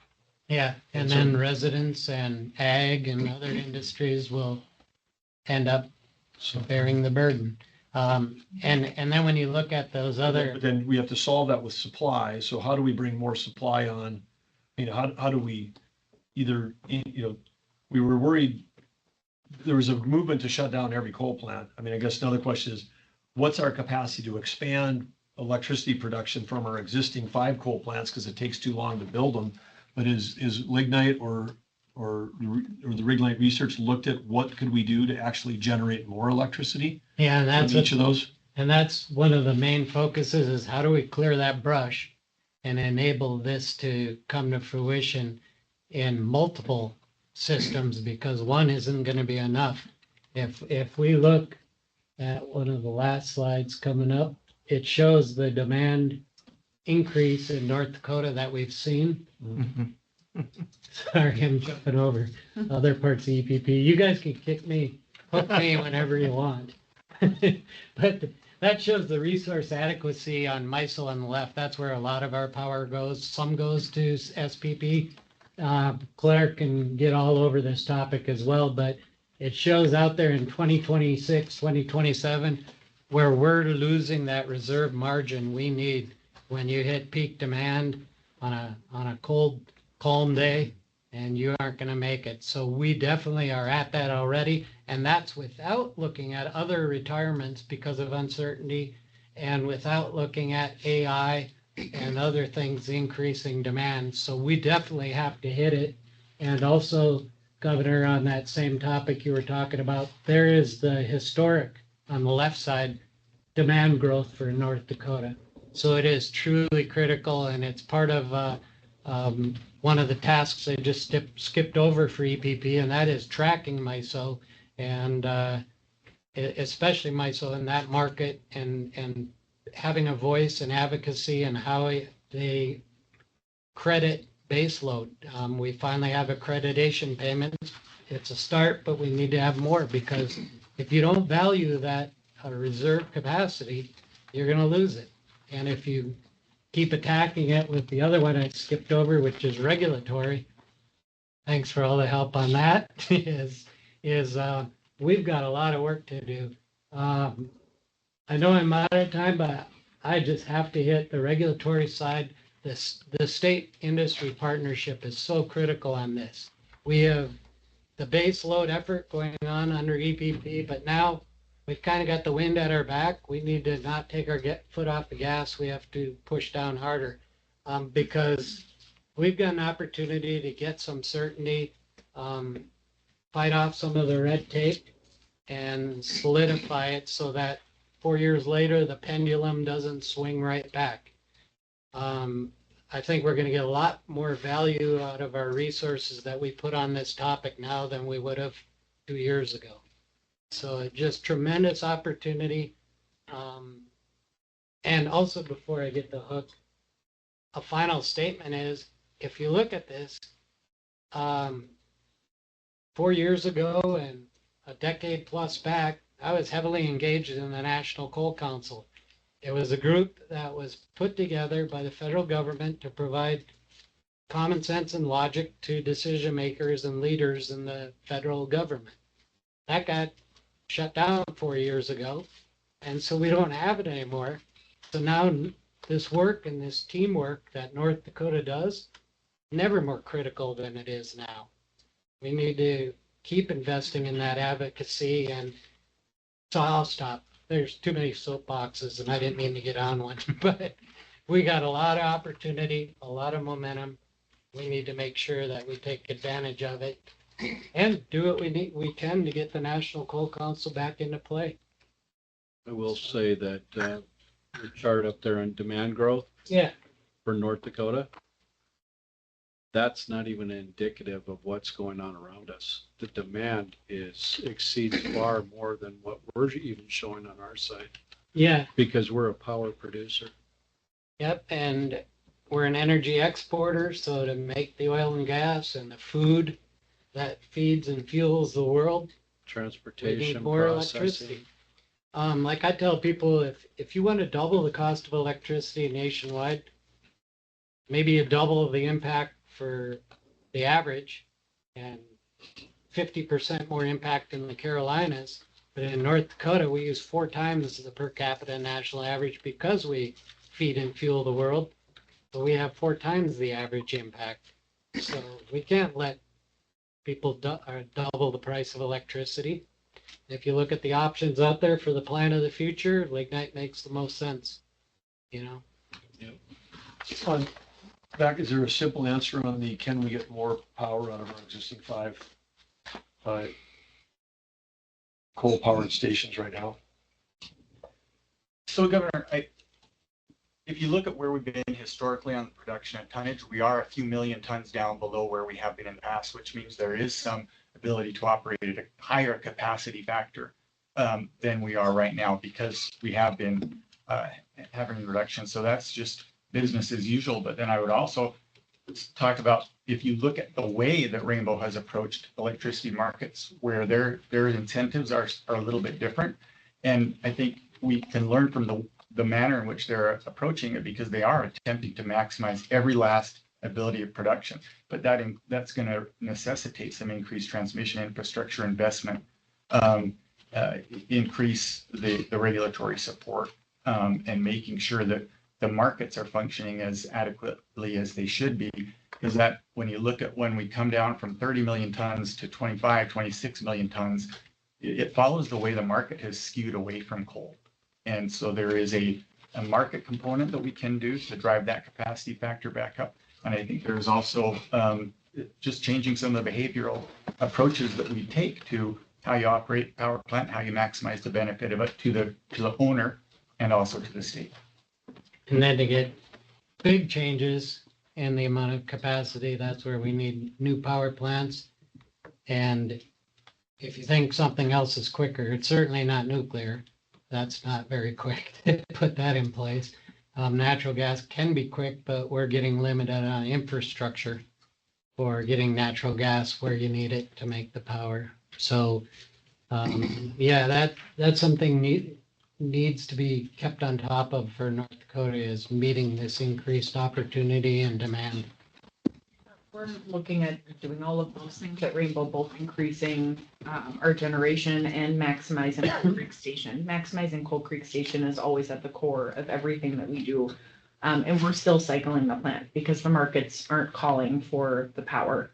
And so we're working toward that. Part of that is, the constructs within MISO.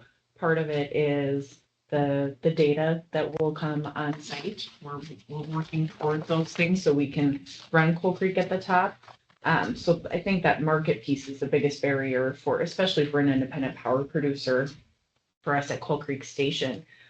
There are other barriers for building additional transmission, and whether or not that's off grid or behind the meter, and what those regulations look like at EPA, what those regulations look like at the state level.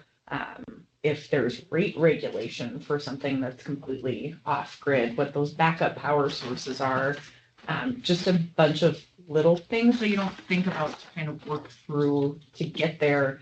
I'm certain we will get there eventually, but there are little hurdles everywhere you look. But we'll find them and let you know what they are as we're going along. Please send me the list. Yes. Okay. All right, I will. Quit there unless there are any questions. Mike, thanks for summarizing lots and lots of trends and research down in the report. And obviously, this is going to be a big solving these issues, increasing the amount of power generation. At the same time, we're taking advantage of all the other potential markets, particularly around the supply chains, having a domestic, secure national security supply chain for rare earth minerals. I mean, this is all like, this is the top of the discussion right here in the last half hour. This is the discussion for the nation. I mean, this is the near term thing. Fine, and I think we're gonna be seeing potential electrical shortages on the East Coast sooner than we think because of the amount of demand increase, particularly driven by the AI and then the shutting down of all the base load. So we've got North Dakota can be part of the solution. That means big opportunities for us here, but we wouldn't be where we are to solve these problems if it wasn't for decades of work by a lot of people. Yeah. So thanks everybody for everything. And it's a very exciting to think about what the value creation can be when we move up the value chain on these products.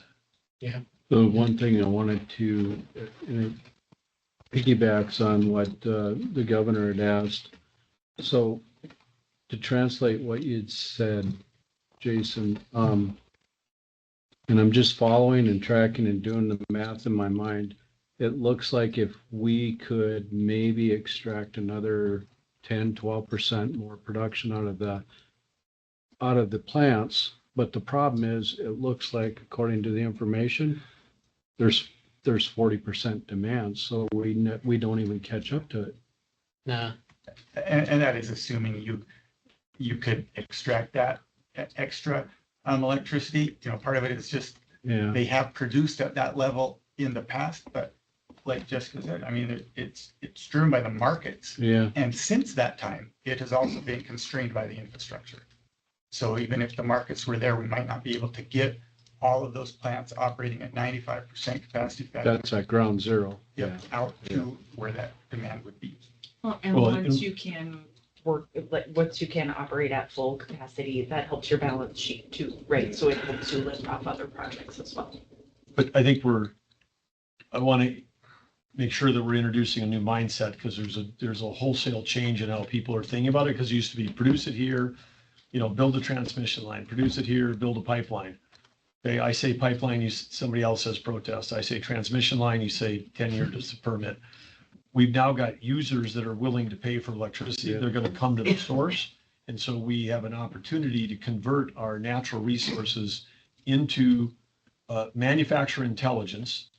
Don't say data center, not Bitcoin mining. This is manufacturing intelligence that people will pay a huge premium for.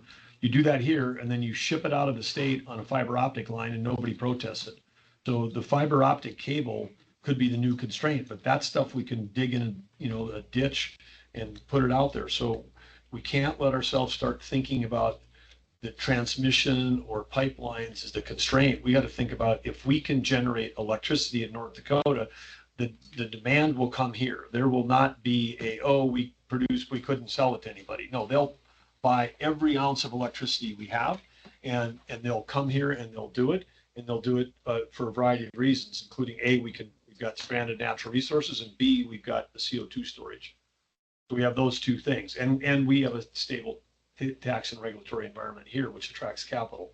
So we got to be thinking about is, how do we divide demand? Because we can produce it here, then we don't have to produce it someplace else. That helps the rest of the country, and so we can maybe get it done faster than anybody could. So that's the big opportunity.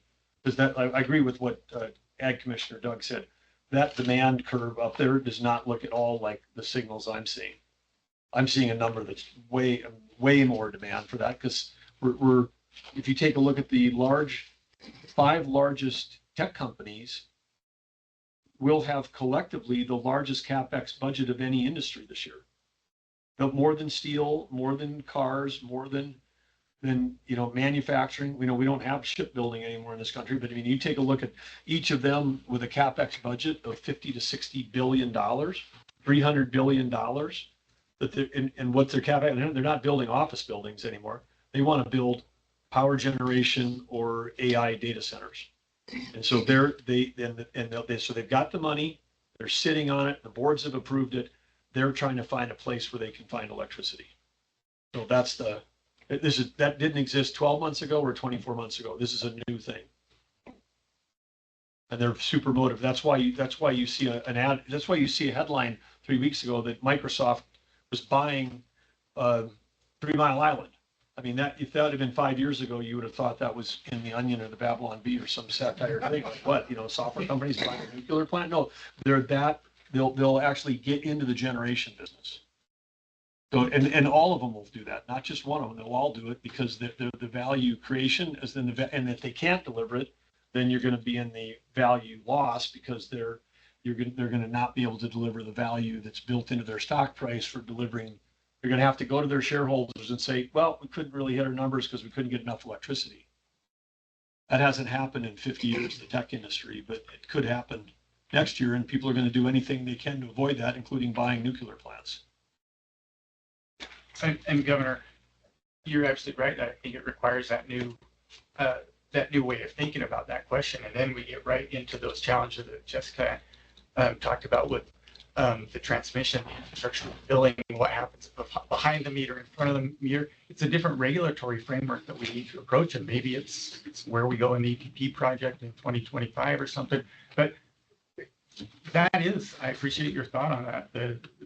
Turning the fiber into the transmission line is the right way to think about that, because that's how we leveraged these resources 50 years ago. We put it on transmission line. Okay. All right. Well, thank you. Thank you all for everything. Thank you. Claire?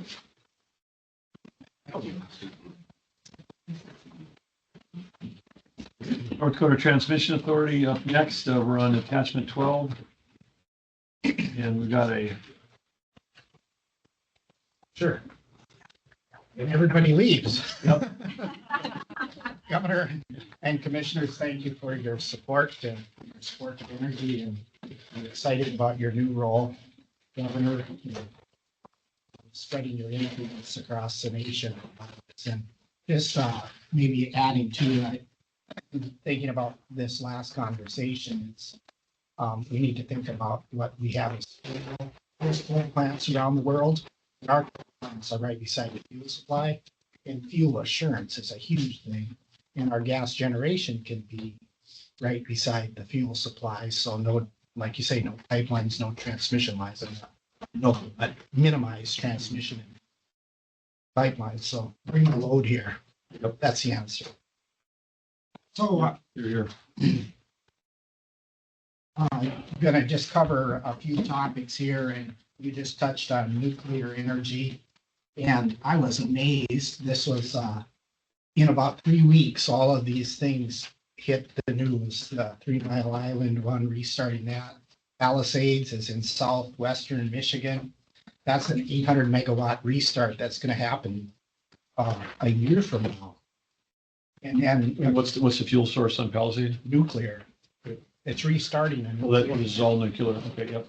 And then Google, of course, has looking at or has a contract with Kairos for 7 small modular reactors. That's 500 megawatts. And again, we used to think that was big numbers, now it's small numbers. And then Amazon has been working. One of the things that it was alluded to is there's going to be a big change in the utility industry. I mean, the speed at which these customers need it and one needs it. And so there's some tussling happening over in Pennsylvania, Amazon and the Fallon plant.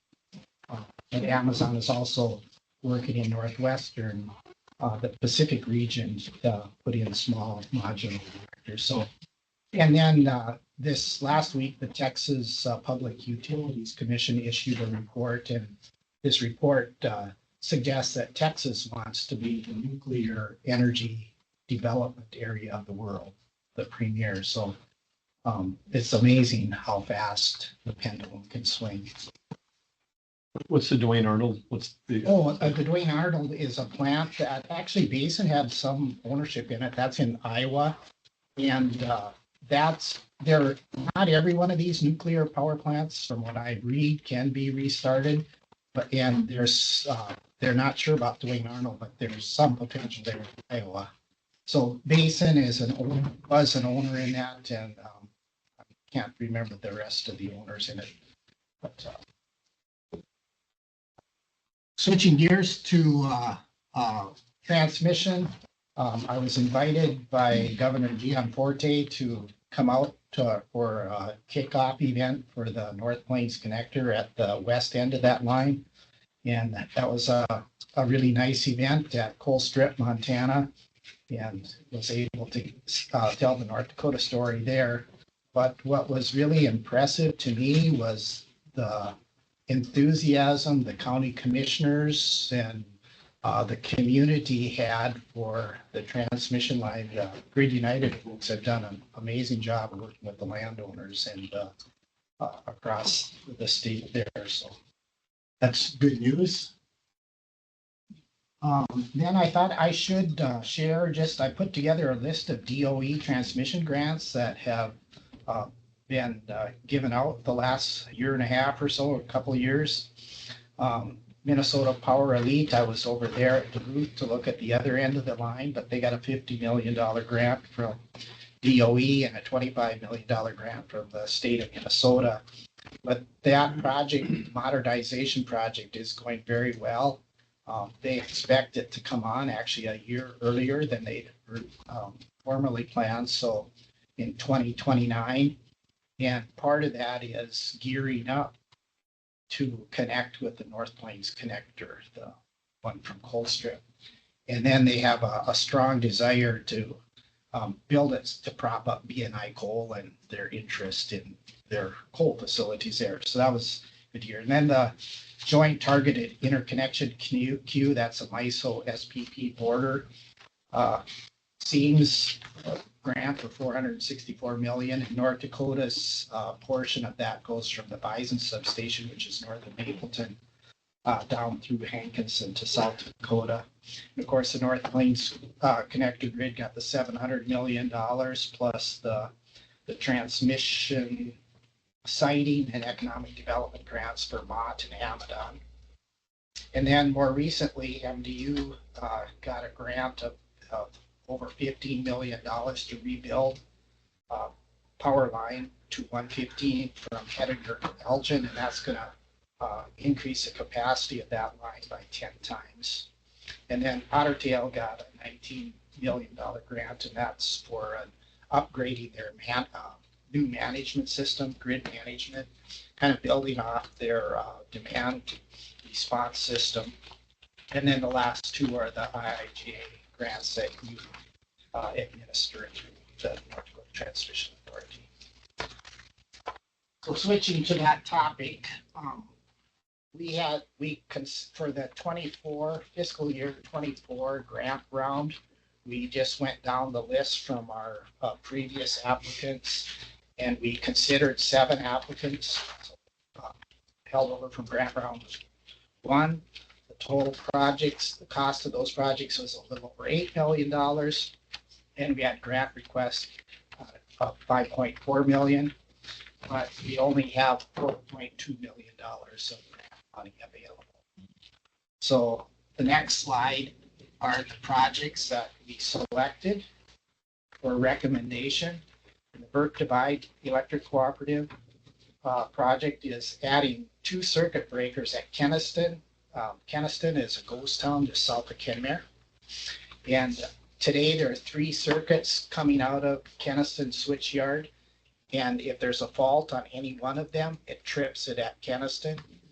And so what they want to do is put a breaker on each of those circuits so that if it's going to Niobe, another ghost town west of Kenmare, that it only takes Niobe out rather than Sauk Center, I think is the other one.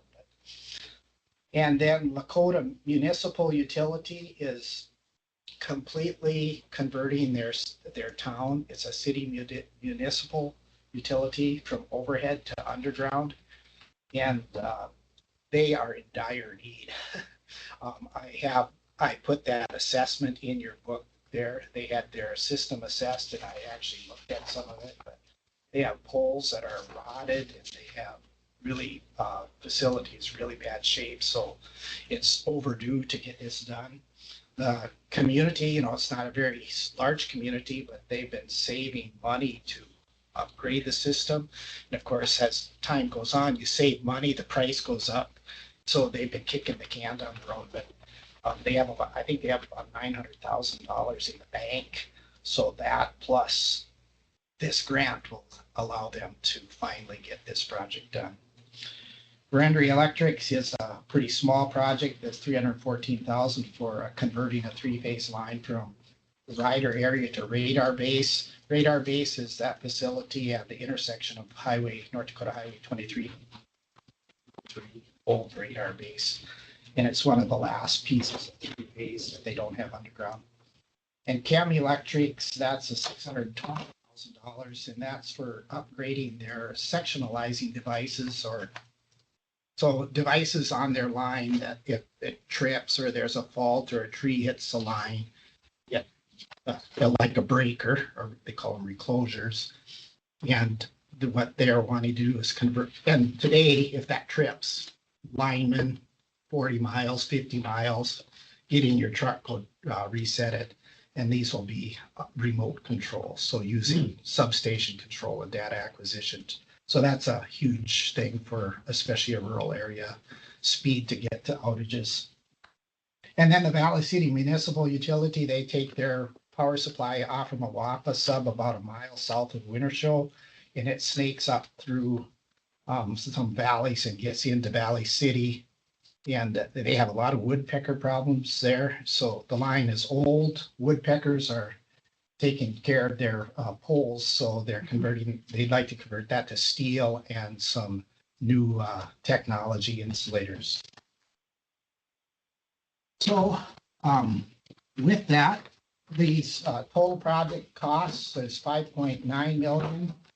The funding available is at $4.2 million, and that comes from the DOE or the IIGA grant of $3.8 million, the 15% state match minus the administrative expense that we pay ERC to administer these. And so our total grant award recommendations are those 5 projects, which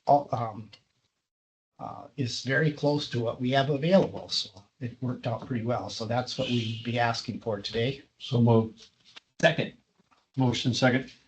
Any questions on the 4 recommended grant round from this round relative to grid? And we're using the motion off of behind tab 12. Yes. $4,244,359. Call for the vote? Yes. Attorney General? Yes. Governor? Yes, motion carries. We have one more, the fiscal year 25 grant amount window will be open to apply for in January. And it's first come, first served, not that it's a formula grant, so you get it, but it would be helpful to be on the front end of that just in timing so that we can accelerate our grant programs for the next year. So moved. Second. Motion second to offer the grant round. Call for the vote? Commissioner? Yes. Attorney General? Yes. Governor? Yes, motion carries. Okay, is that it, Claire? yep, that's it. Thank you very much. Happy Thanksgiving to all of you. Thank Yeah, you. likewise. Thanks for representing us in Montana. You're welcome. It was a fun event. Okay, Bank of North Dakota?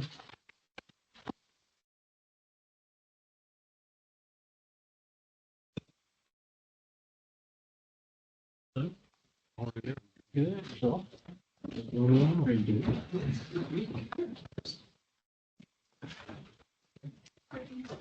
I know you're already behind the 8 ball because you're like 9 minutes late. I know you'll catch it. We're trying. We keep trying. You're about to be 20 minutes late. Yeah. What's that? You're about to be 20 minutes late. Oh.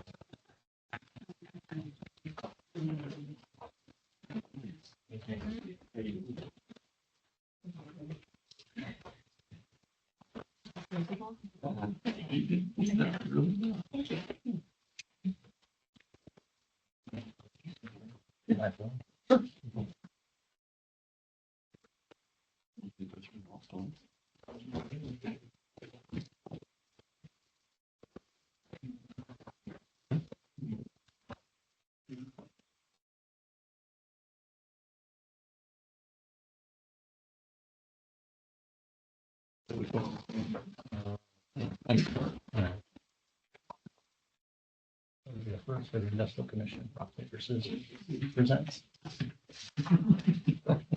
What with that? Why don't we just wait till next meeting? Then? Perfect. We'll see you guys later. Happy Thanksgiving. We'll read through the attachments. There you go. They're pretty self-explanatory. Yeah, they are.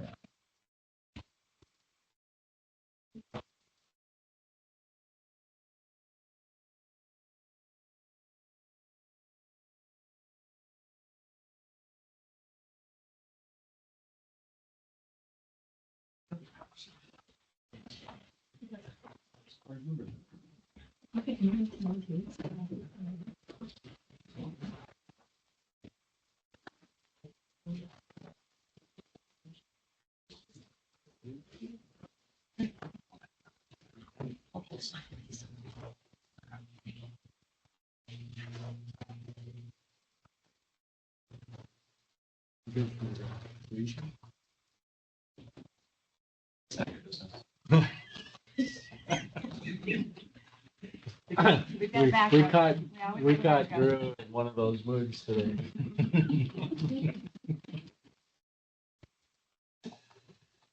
Yes. Are we going right into executive?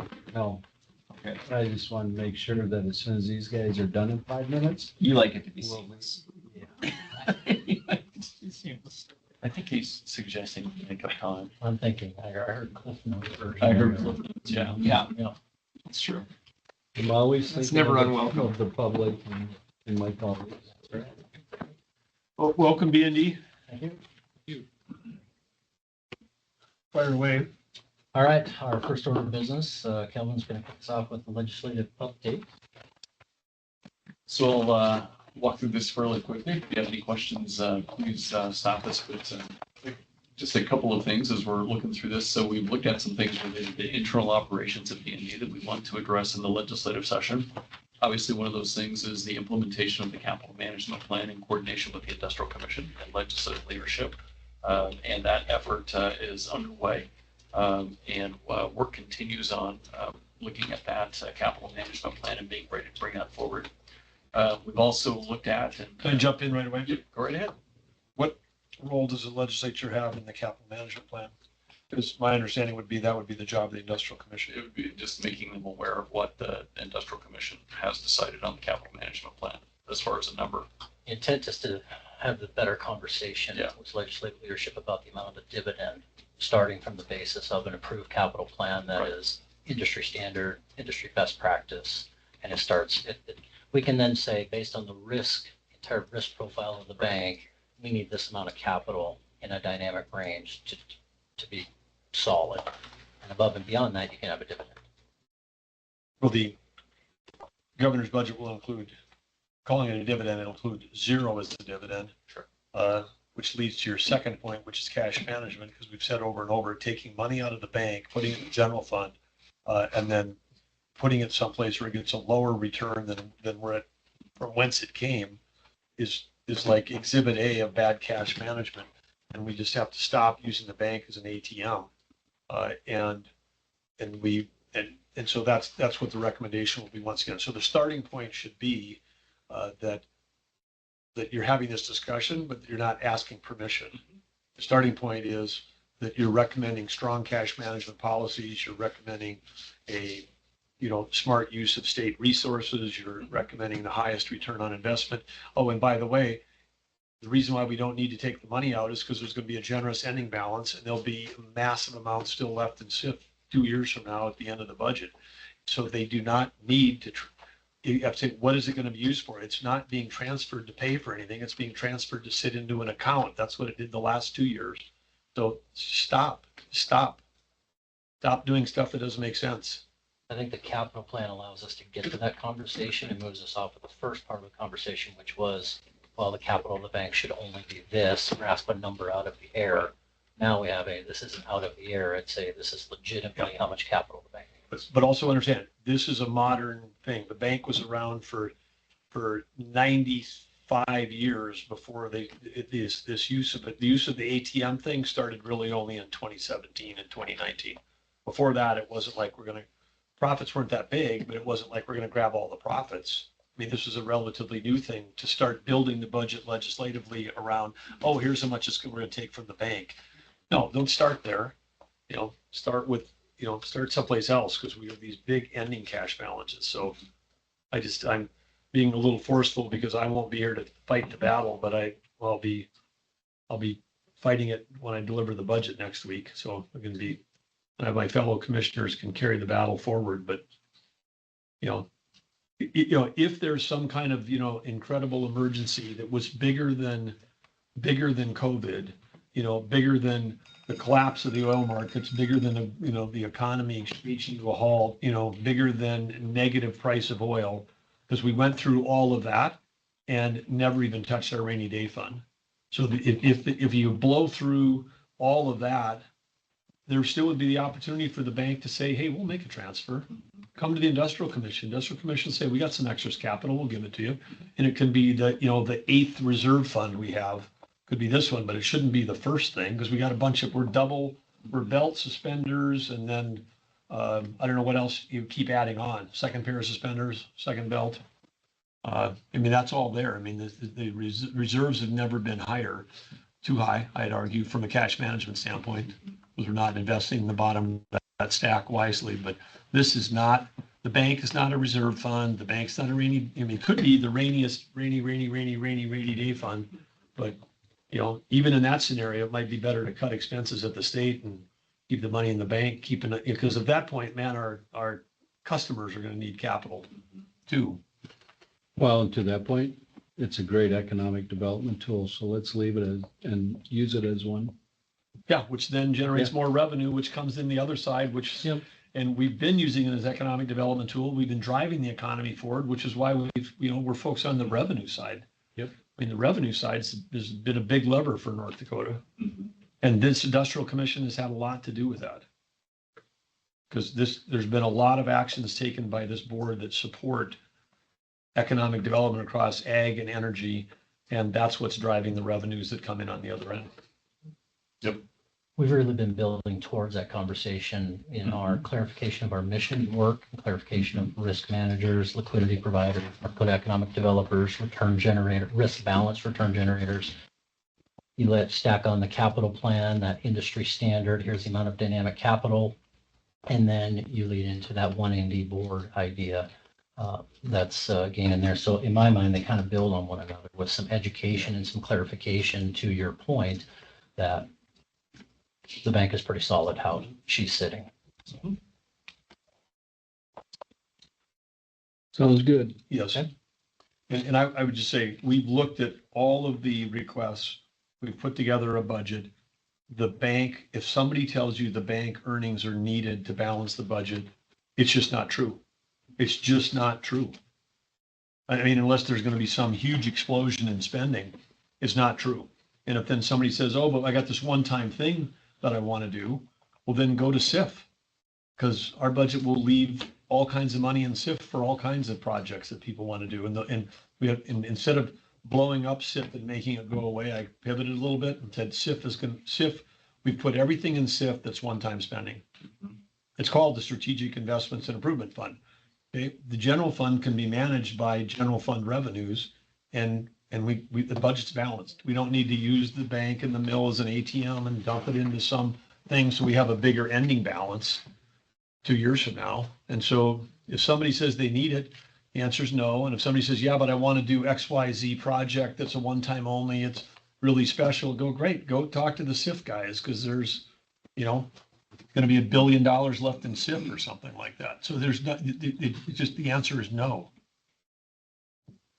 Keep saying no. We'll back you up on that. Heard. Or just say you gotta go talk to your bosses. Yeah, I like that one. That's a good one. Yeah. So I think, to your point, Governor, the second part of that, and we've had, I think, some really good meetings with OMB and the Treasurer's Office and others as we've looked at the cash management recommendations and moving forward with the implementation of the One Indy Cash Management Board. And so that is coming together, it feels like pretty well, and seems like there's also good legislative leadership support for that as well in the conversations that we've had with them. For my fellow commissioners, the basis of that is a BND, OMB, Treasurer's Office coordinated as a mini little board to get this thing up and off the ground. Looking after the best interests of not the Treasurer's Office, not OMB, and not the bank, but looking after the state of North Dakota in a whole and trying to find all these pockets of unused cash and then saying is the best place for them the bank, is the best place for them and invested at the money market, is the best place for them, where they are. But we know there's a lot of it that's not in the best place. Right? Yep. So, so that's, I assume that'll be part of your budget address as well. Okay. Yeah. And if you're looking for another spot in the Aaron, in the report that Aaron just gave under lignite research, what is there? 32 million in cash in the lignite research fund. Okay. Where's that hanging out? How's that invested? I'm curious. Find out. I mean, let's keep asking questions. We'll take it in the litigation fund. Yeah. Only a fraction. So, a couple of new things that we wanted to bring forward to you and have some conversation about. One of the things that we have encountered over the course of the last, really probably more year and a half than we had previously, at least in my experience at the bank, was a lot of inquiry about loans and who's taken out loans and all of those sorts of things. And so one of the things that we had talked about previously and have brought forward as an idea to this board is to look at, and if you flip to the second page, look at the exemptions. So the Bank of North Dakota has covered in 6-8, 1-02, as far as what the Bank of North Dakota is required to release through the Industrial Commission when folks make inquiries, and we always work closely with Karen on these when these are brought forward. You can see that the suggestion we're making here is to say that, the name of any person who has obtained approval for a direct financing buy-down program approval or security, including the loan guarantee letter of credit, would be the ones that would be eligible to be released. I think one of the things that we have encountered is at times we get requests for information, and as you know, we're a participation bank. And so a lot of times, customers don't even know that the Bank of North Dakota is a participant because our job is to help the local financial institutions. And so we've had a couple of occasions where the local banks have been surprised when a name has been released and their customer says, well, I didn't realize that the Bank of North Dakota was a participant in my loan. And that's what we're bringing forward to is the idea that would it be an idea that as opposed to having those indirect loans or participation loans be open for that public inquiry, if we could say it would just be the direct loans or would be a loan that is a PACE loan or one of the various program loans that we do related to the Bank of North Dakota. The second part, then, just to clean up some language, if you look at C, is then the amount of any net write-off or loan forgiveness, which the Industrial Commission determines as uncollectible, would then be what would be open for public record. And I guess when I looked at that, I didn't feel like it really made a lot of change. I would look for the Attorney General to get his opinion on that. But that was our thought process on that exemption, is looking at could we just only be required to provide the direct loan information or program loan. Question is does the local bank, the lead bank that's making that loan, are they required to release that name? They're not required to release that name. And that's, So we shouldn't be that's what we ran exposing into an issue. information that they're not required to. And I'd start with that. Yeah, that's Because the, we're yeah. trying to align ourselves with existing bank regs about the privacy of a private transaction between a farmer, a small business, and their banker. So we get aligned with that as opposed to us being the leak. Yeah.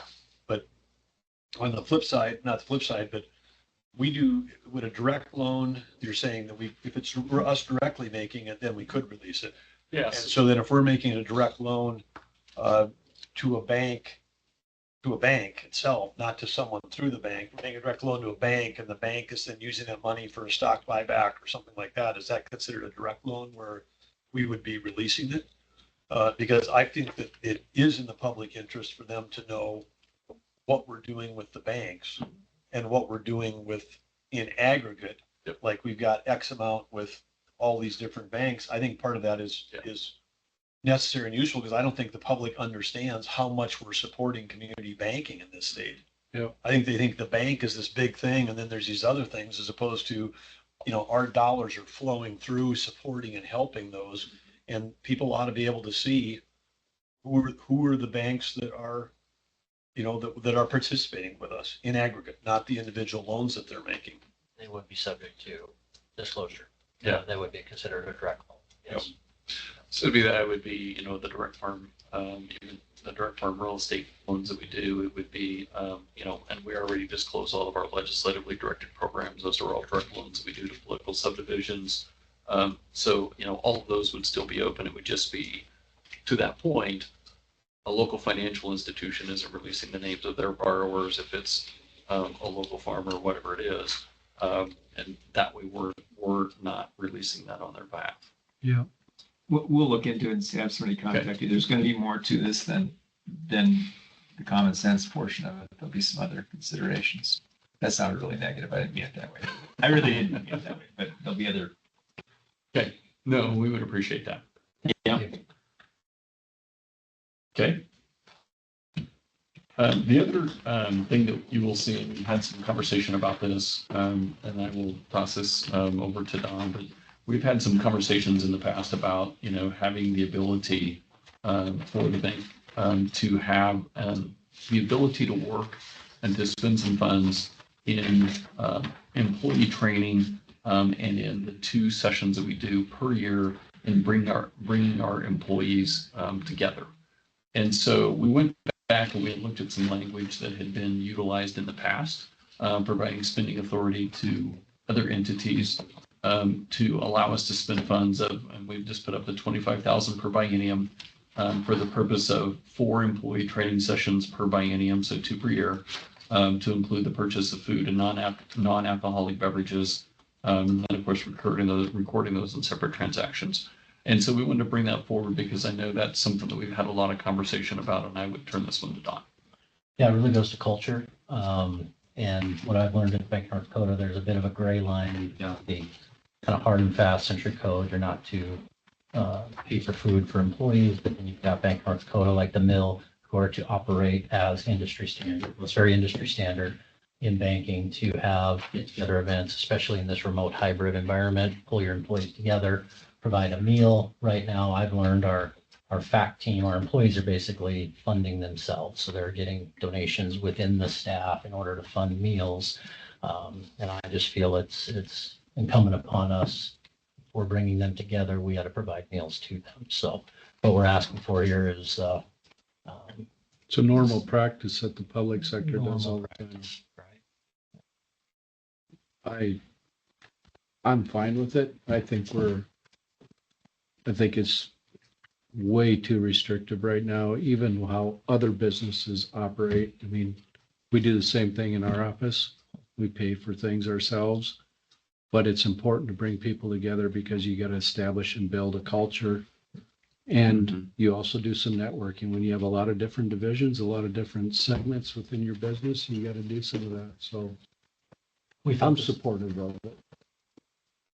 I would I would echo that with the caveat that, again, I'd like to go back and check through the provisions and if there's a way to do it, I'd be supportive of that too. We all have similar restrictions, but we don't have what you just mentioned with regard to a little more latitude probably. So if there's a way that comports with the state law, we'll apprise you of our perspective on it.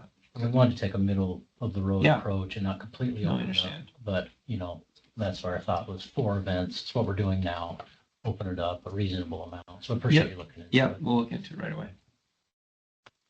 My only feeling is sadness that we have to spend time on I know. On these issues. We had a $10 billion bank and 3 elected officials and, but at least it's not a part of my life I can't get back, which is at the Emergency Commission where we spent time debating a $700 kidney-shaped table with 4 legislators and 2 elected officials.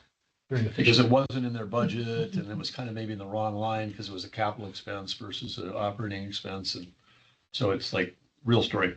So it's like, I just think that again, that some of the stuff that there's got to be, this ends up costing the citizens more than it makes because it's like, you got to go.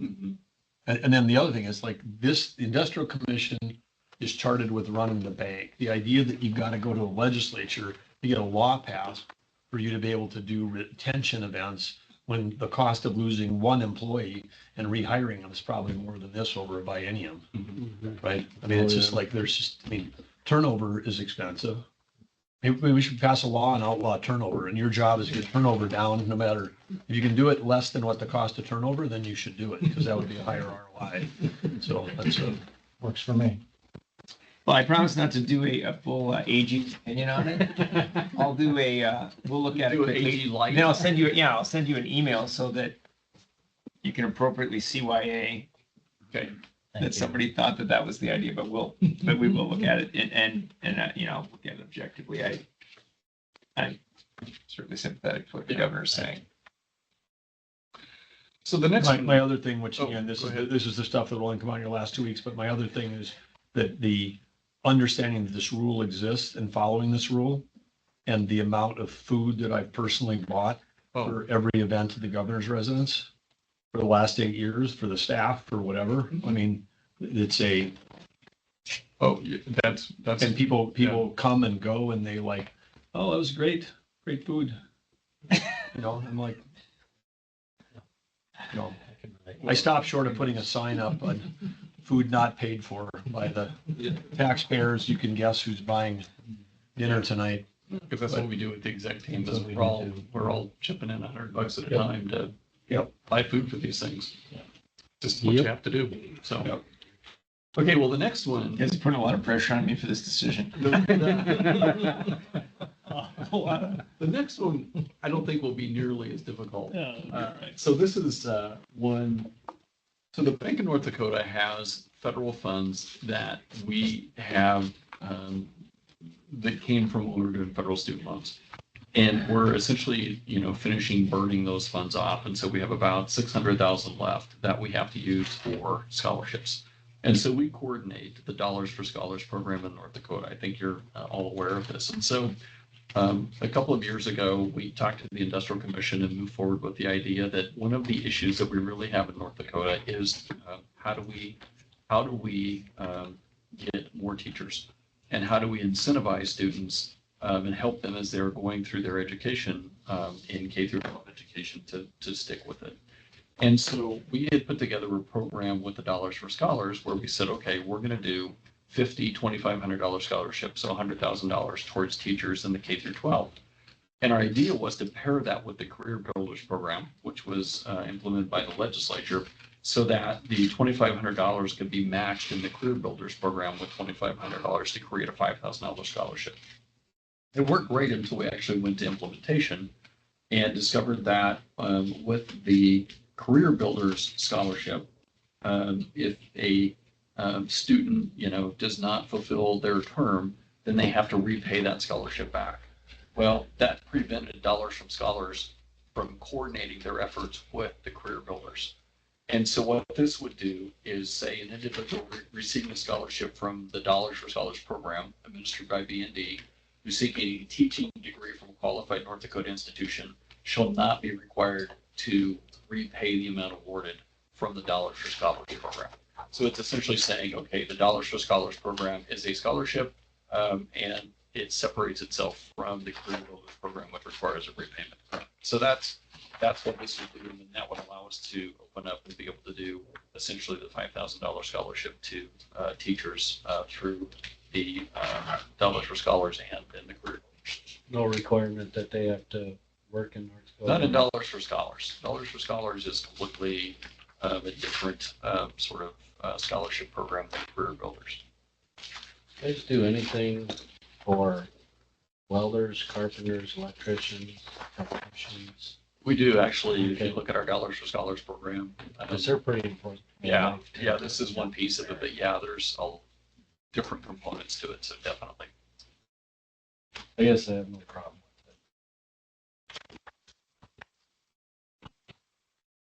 it. Anything else? Just a couple of other things that I'm just going to touch on. So we were coordinating with the Legislative Council. One of the, I think if you recall, one of the things we ran into in 2024 was on one of our audits where we had an accounting entry that had then resulted in a finding. And that was because we had, what happens is how the legislature has appropriated the money for the PACE programs in the past is they will say, 36 million for the PACE program, X amount for flex pays, X amount for housing pays. And so then we have the authority already to move that money around to whatever program we're going to. What we have been talking with OMB about is, as opposed to an appropriation that says X amount is going to each of those separate programs, it would be the Bank of North Dakota has an appropriation of $60 million and it shall be utilized for these programs. And that would allow us to not have to make those accounting entries in moving things around. So that's not something that we would bring forward as far as a change in policy. It's just something we're working with OMB on and wanted to make you aware because we've had that finding in the 24 audit. Other than that, I think you've kind of seen all of the other things that we do on legislatively directed programs. We're monitoring those to see what kinds of ideas are going to come forward. And then one thing under consideration that we're having some conversations about and talking with economic developers and our financial institutions about as well is looking at the PACE buy-down program. The $500,000 max that we've had on the PACE buy-down program, I think has been there since inception. And so we've had some conversations about, do we need to increase that 500,000 up to a 750,000 based on the size of the projects and the things that we're doing today. $500,000 just doesn't go as far as it used to. So that would be the primary things that we would have on the legislative agenda. I would agree with that because we're seeing just inflation, the price of doing business, everything. And if you get a chance sometime, can you go back and visit about the whole beginning farmer and some of those caps and just in general, what is applicable to agriculture? Yeah. Funny you brought that up. I've tasked a team to look at all of our ag programs and measure them against, are they accomplishing what we want them to accomplish today? And I think the answer would be no, they need some amendments. So I tell this story every once in a while, but when I started farming, my operating loan was $20,000. Today, it's almost 700,000 for the same amount of acres. Yeah. And we've got farm succession, which is a real issue. So we're Yes. kind of measuring against the current environment and then are our programs supporting our mission in the current environment? And we need to look at them, and we are. That's good. Yep. Okay, thank you. All right. Are we moving into closed session? Someone said they had a good. Business of the state of tend to. Governor, I move that we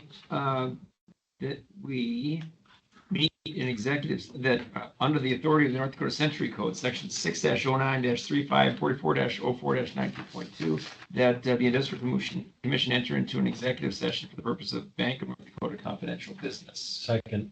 We have a motion and a second. We'll call for the vote. Attorney General, Yes. Commissioner, Yes. Governor, Yes, motion carries.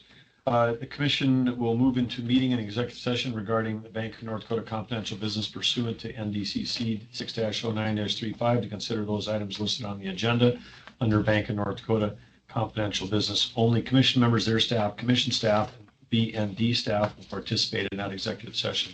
Any formal action taken by the commission will occur after it reconvenes in open session. I remind commission members and those present in the executive session that the discussion must be limited to the announced purposes, which is anticipated to last approximately 45 minutes. The executive session will begin now, which is 3:09, 3:08, 3:09.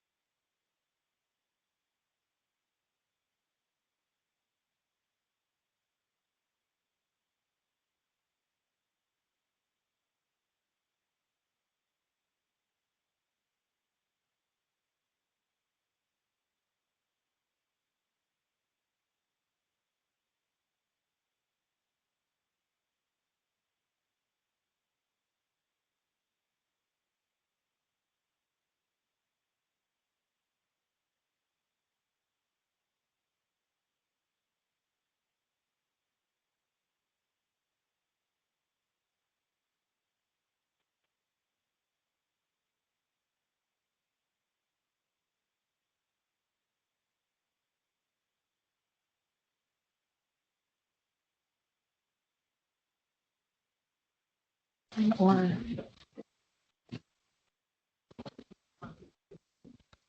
Are we back? yes.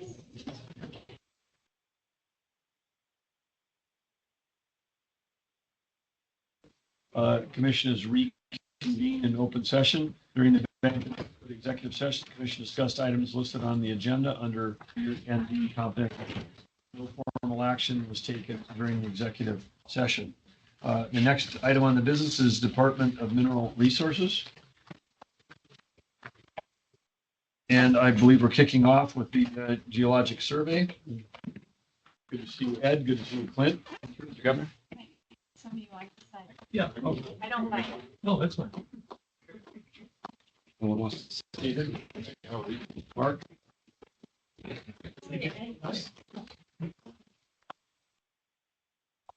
Been waiting for show and tell all day. Nobody else y'all brought anything? Talk about things, but they don't show us anything.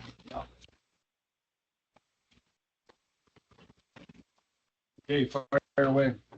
Okay, on page one, the core library during the third quarter, we had geologists from the Geological Survey, ERC, as well as UND grad students and participants in the workshop, studying core for a total of just under 8,400 feet.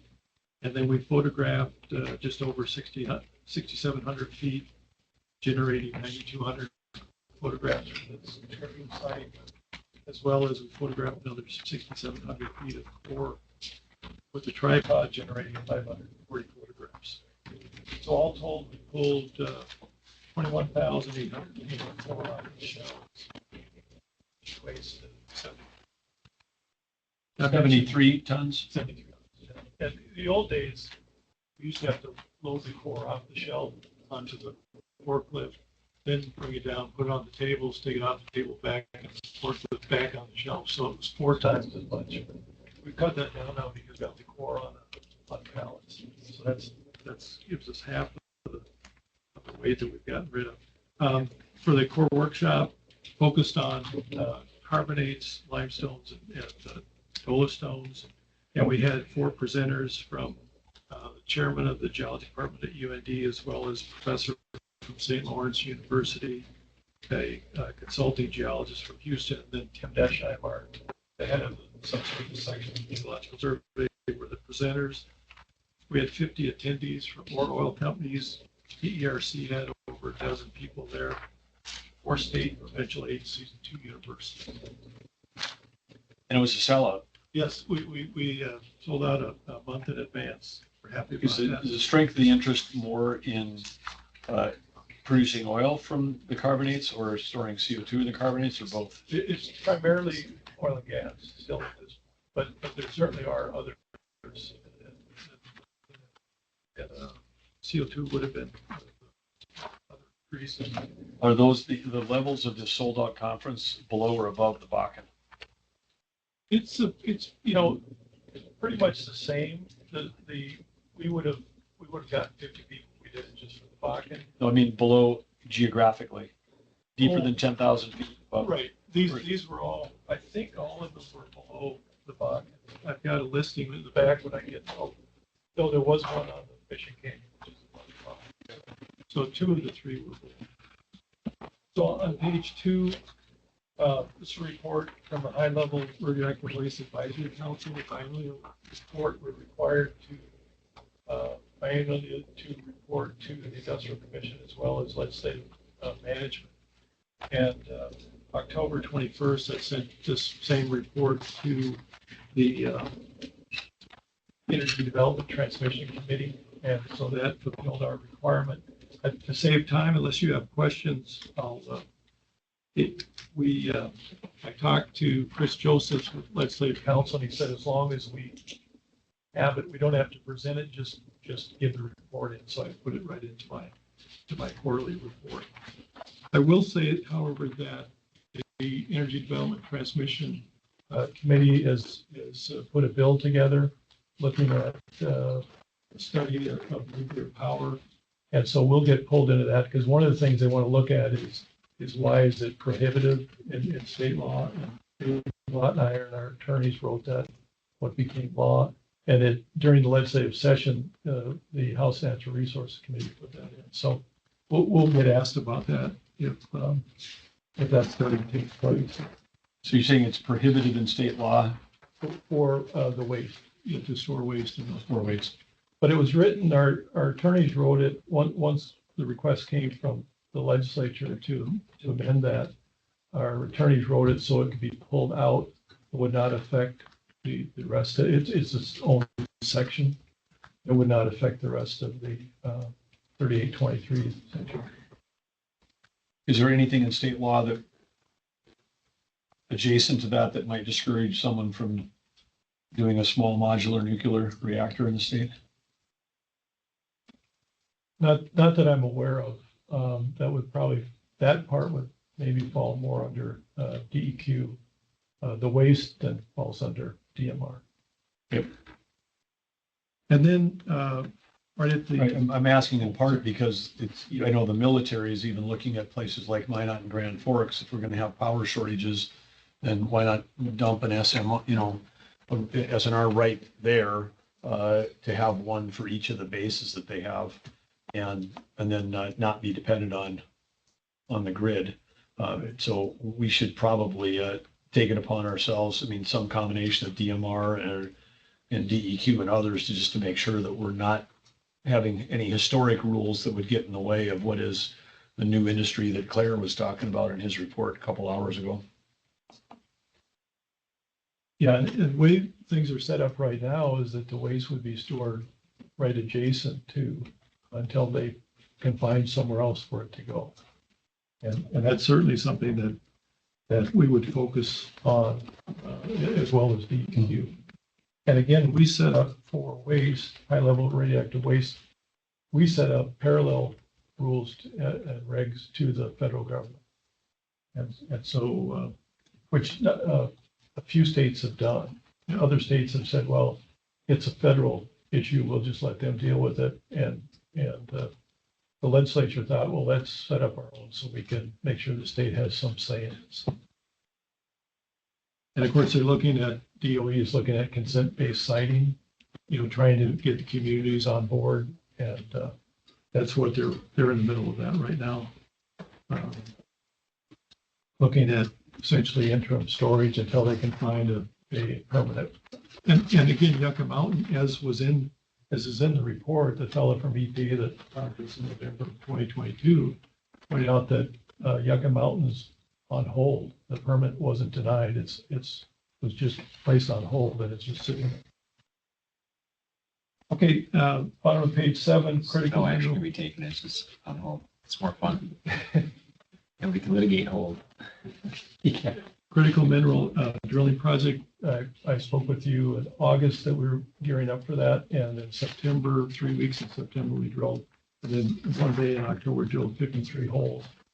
And we have sent 169 samples off for analysis. I was hoping they would be back for this meeting, but hopefully we'll get them next week.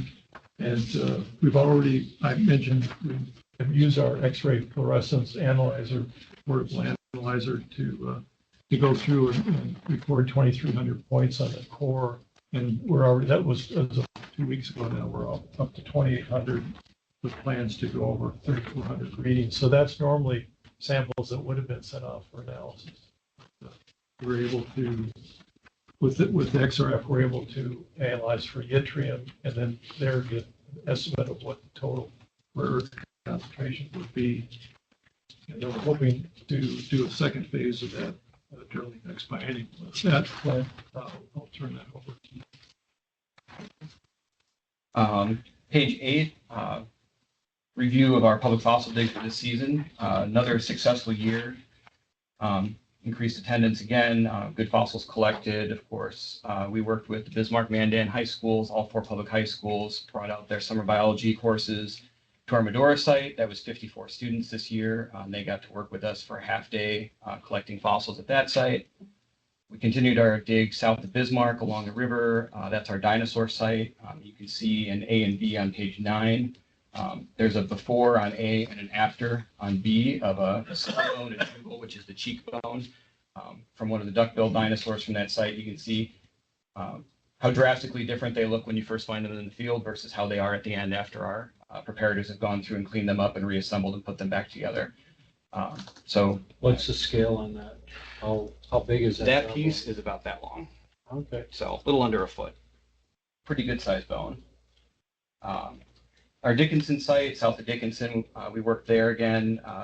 See on page 9, some fossil rhino bones out of that site. They're about 32 million years old, so about half as old as the dinosaurs. Good discoveries there. Out for 5 days. But our big discovery for the summer was up in the Pembina Gorge. We've been working on our large fossil fish that we found up there 3 summers ago. That's Ichthyodectes. It looks like a modern day tarpon. It's a big, long, elongate fish. It's about 7 to 8 feet long. We have the full fish from tip of the nose to the tail. It's in a V shape, which made a very large jacket. The big placer jacket was about 8 foot by 5.5 feet by about 2 feet thick. You can see it there in E through H on 9. And it was also 55 feet up the cliffside from the road. And so Parks and Rec up there at the Pembina Gorge gave us a hand cutting a little road into the side of the hill that we then widened by hand and then used a combination of electric and hand operated winches then to pull that jacket down. We estimated between 2,000 and 3,000 pounds to our trailer and then haul it back here to Bismarck. So the end of a 4-year journey of getting it back. And then after the first of the year, we'll be opening that up and we'll start our next multi-year journey to get it cleaned up. But it should be a nice, beautiful, articulated fossil fish. And hopefully someday get that back up on display as well. Up in the Pembina Gorge area, perhaps at the park campground there, if they ever get a visitor center or something like that installed up there, it'd be a nice, beautiful centerpiece up there. Looking ahead to 2025, we're going to be offering 570 dig spots again, which is slightly more than last year. We were 520 this past year. We'll be 570 this year. But to note, there are currently 2,622 people that are signed up on our email notification list. So on page 8, the red bars are the number of people on the notification list. The blue bars are the people who attend each year. That's the number of spots we have. And then the yellow bar for 2025 is our proposed. So our demand far outstrips what we're able to offer for people. And so we do have a request for another FTE in this next legislative session so that we can expand the program by about 40%, go from 500 and something to 700 and something spots on the fossil digs, which will still be below where demand is, but will give a lot more opportunities for people to come out on these fossil digs. I feel like that's a defensive slide after 3 years of me whining about not being able to. And here I sit on the industrial fish. I listen to these reports. I go, they're always interesting. And I think, wouldn't it be nice if I went out there, Jack DeRoe would come out, take pictures of me and stuff, and get tons of publicity. I'd be out there dressed like Indiana Jones. It'd be big, but we'd love to have you. We had a couple members. I can tell. Yeah, no, here we go into year 4. Oh, here, look, all the people who applied. Nobody gets to go. I'm still in the red. I don't want to go. I have an answer, which is you get enrolled in summer school at Bismarck. Yeah, you're not still summer biologist. Yeah, I did leave there one vote shy of full graduation in Parks. Yeah, I think that's right. I think if I start saying, I don't have time for this, that's when I start getting the invitations. Like, we really need you there. You gotta be there. I can't do it. Well, maybe Don't even ask. Could help them with, looks like the rims and axles are missing from this picture. So correct. Yeah. So we put some spare tires on the jacket and then tires off my Jeep. I won't need them. I'm gonna be out there for a week. That's right. This is gonna work. We're gonna get an agreement. I can tell.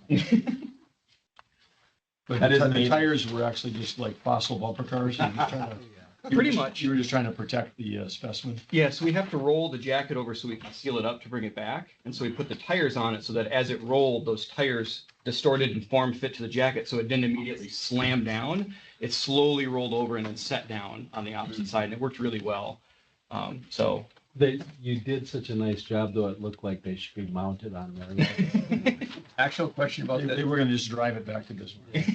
the red bars on there. When you said you had groups from all 4 public high schools here in town, did they get selected as a group, or how did that work out? If you've got that many, I mean, that's so good. I'm glad they had that opportunity. We have That's a great. full day that is set aside just for the high school summer I see. biology courses. Yeah, And that's so we reach out to all 4 of them. Some years not all can make it because it depends on what they're planning to Yeah. do. But the last few years, we've had good luck getting all 4 schools there. So we always have a day set aside just for them to get out there. And they help us dig and remove overburden, and then they dig in the actual fossil layer. And then they also do just some prospecting, looking for loose stuff laying out as well. And then usually the other half of their day, they go over to like Theodore Roosevelt National Park and places like that and do bio type stuff as well over there. So it's That's really great. great program. They probably need a chaperone. What's that? Yeah, they need a chaperone. Yeah, there you go. Thanks. Oh, that's a great program. Good for them. So on to page 10, returning to discussion about the mammoth specimen in Western North Dakota that we've been working on. Ed presented on earlier this year, mentioning that there was a mammoth specimen that was uncovered while an attached garage was being installed in 1988, but the specimen was not recovered at that time. And so Ed reached out to them last year, I believe, right, when we started these discussions. And then in May, we did a brief dig where we ran some ground penetrating radar to look underneath the surface, see what could be there. And then we did a test pit in May and found one bone there underground. And so we returned in September then to open up a more extensive dig based on both that test pit and the GPR data, the ground penetrating radar data we had while we were there. And we had very good luck. You can see the map on page 10, all the little weird shapes there in the white area. Those are all either individual bones or piles of bone, because sometimes they were vertically stacked on each other, so you can only really draw one of them and there's more underneath. But all from a mammoth specimen. And so I've got some of that here, if people would like to see. So there's a key that goes with it, A, B, and C. So there's one part of a mammoth tooth. Mammoth teeth, when they wear, they look kind of like the bottom of a sneaker with lines of enamel. And when they break apart in those plates. And so A is one of those plates in there. And you can pick stuff up if you'd like to and take a look at it. On B, I guess I am the industrial commission, so if it breaks. Yes. B is the front part of the lower jaw.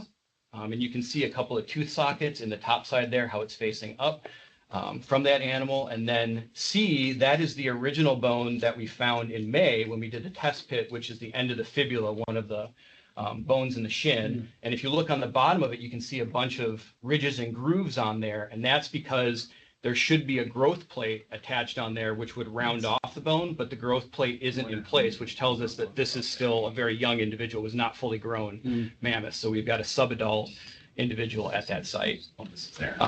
So we recovered 10 plaster jackets from the site, excavated about 4 meters by 1 to 1.25 meters of area. There's still plenty more to excavate outside of the garage, but so far all of the anecdotal evidence we got from people that were there at the time is matching up precisely with what parts of the animal they think they found and how much of it should be there. And so it's very likely that the specimen, I'm not sure if you wanted to see.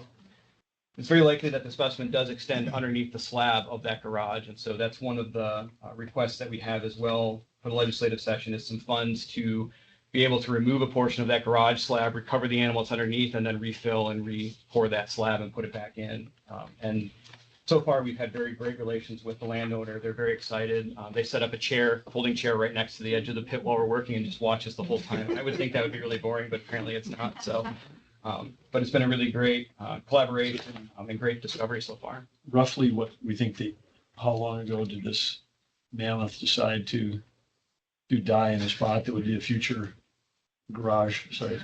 So this one has come back about 13,500 years old, which the one from the Freedom Mine last year was about 25,000 years old. So younger than that one. They get a little younger than this, but this is getting right about the time when current evidence suggests that humans are first getting into North America. And so that's why we've been partnering with the State Historical Society. They were there on site for part of it too, just to make sure that there's nothing cultural in there as well while we're digging. And so far, there's been no sign of that. So, but very interesting. Predated all even indigenous human activity is the thought. It's right at the edge of that. It probably predates that, but there's always a chance, right? You could make the next oldest discovery. So the bones as they're buried are broken already.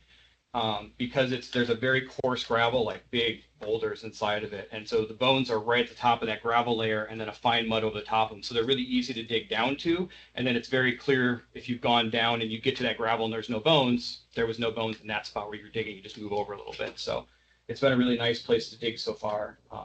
And so we'll be doing more of that. Whether we get the funding or not, we'll continue to work on the area outside of the garage next year and recover as much as Do you we have a can. theory about why they were broken? Were they geologically moved by some kind of activity? They look like they were washed probably in like a seasonal outwash stream is probably what's going on. We've been making some nice profile cuts and studying the sediment as it's in place there to look at things like that. So that seems to be what's happening is we had a very rapid deposition and then the bones right on top of that and then a very fine deposition on top, probably the floodplain then where the main stream moved a little bit farther away. And there are a few quarries on the same property of gravel, you know, where they mine out their own gravel that are about the same level. So there's probably this migrating stream channel that moved through there over time. So, but there, it's a good memory, Ed, to remember that from 1988 or so. It was hot, Amy. Moving on to page 11, one of our other projects that we're looking ahead to possibly doing is a viewable fossil prep lab in the Geologic Time Gallery at the Heritage Center as part of the Heritage Center's concept of bringing the process of our work to the people so they can see what we do. And it's a very clear and transparent process of everything we do.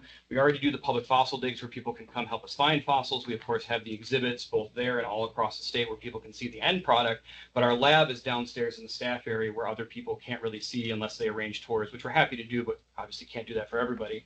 So installing a viewable lab in the Geologic Time Gallery would give the ability for people to see all the things that we do, but it also adds a portion to where that gallery then is always changing. Every time you go there, something about Geologic Time Gallery is going to be different because they're going to be working on a different fossil every time you go. And so without having to do expensive upgrades to exhibits over and over again, you are refreshing that exhibit and giving people a reason to come back again and again and again. And at other institutions, these type of viewable labs are very popular attractions that bring in a lot of people. I'm sure that they'd be very popular here as well. So we've done, actually, since we put this together, we got some very preliminary designs, just a concept of what a lab could look like in that space, but it's very feasible for what we've talked about in there, picking up just a little corner. It's about 230 square feet, so just a very small area of the gallery. It's situated right over our existing labs in the basement, so all of the machinery we would just connect to through the floor, so we don't have to add more dust collection or air compressors or anything like that. We just tie into the existing lab, and then we can work up in that room right in front of people. There'd be a nice view window for people to see in, and then on the back wall, we put a big board up where, like, if we're working on like a certain animal, you can put a skeletal diagram up there and we can be filling it in as we go, as we clean parts of the animal up so they can kind of follow along on that journey, or even multiple animals if we're working on more than one thing. So it helps to really get the public then engaged in all the discoveries, and they don't have to wait for 3 to 5 years after we discover something to learn about it. As soon as we're back from the field, we can bring it up to the viewable lab and they can know about it right away. So we think this would be a really great addition to the exhibits there at the Heritage Center. And Bill Peterson over at the Heritage Center has been very excited about it and very much on board. So then you could also, if you have people that are unable to get on a fossil dig, they could just come over and watch someone work on a fossil. Yep. At the Heritage Center. So there's another layer there. It's a little bit easier to But get if they into. were on the industrial commission, they're too busy to do it, and they don't even want to do it. Then they have to. And I vote no. No, I don't. I'm all for it. Yeah, and I know you'll be calling back periodically to check and see whether I got it. Yeah, thanks. Thanks. And then on page 12, just a final note, we do paleontological land reviews. I don't know if I've talked about this too much in this meeting, but mostly for state trust land tracts whenever there's proposed activities, whether it's water lines or electric lines or just like if someone's going out there to do like a biological survey, we review those tracts to make sure there's no negative impact to paleontological resources. We do about 1,500 of those tract reviews per biennium, and so far we've done, I think, just over 800 this year. So we're on pace to reach or exceed that 1,500 again. So A lot of those are also, every time there's the state trust land oil and gas leases, we review all those tracks as well. And when there's a finding, for the most part, it's mostly our recommendation is like not to just, don't sit something right there. It's not that that can't be leased, just there's a site right here, avoid surface disturbance right there. So through that way, we help to make all this development move forward, but then also make sure we're not losing fossil resources at the same time. So. Good. Thanks, Clint. So, point on page 12 at the bottom, regulatory programs, we issued 12 proliferation permits. 10 of those were to us for the critical mineral drilling project, of which we drilled in 6 counties. And geothermal, 8 permits, 7 residential, 1 commercial. Publications, third quarter, 43 landslide maps. Then on page 14, presentations, third quarter, 10 tours by Clint's group of paleontology and collections and lab at Coal Dakota, 3 tours of the Coal Library up at UND, and then Tim Neshon gave 3 presentations on at the core workshop on 2 different days. And then page 15, I wanted to throw this in, Governor. Bob Hansen. So I met Bob back in 1982. Quite a guy, as you know, nice guy. Could answer any question on the history of during the Cowboys and Western North Dakota. So this is May of 2017. He had just fed the horses, and just passed this picture on. I put an arrow, a foal in the upper right is the skin was hanging up. You could put your fist right in its chest, and so. Of course, I'm a city kid. I was worried, hey, what are we going to do? And he said the vet had already been out the day before trying to catch it and then stressed it out in the mare. So they let it go. And as we're talking, they had circled around behind us and the foal walked right between Bob and I. So I reached out for it just automatically. And then that was already gone. But then I got banged because the mayor came by and knocked me. And Bob said, she's letting you know it's good that you didn't grab them. So the middle picture then is in September of that year, so 4 months later. And I said to Bob's son, John, when I saw him, I said, oh, I see the vet did catch that, because you can see it where they stitched across and made it, it's like a T. You can't see the bottom part. And he said, no, they never did. It healed that way naturally.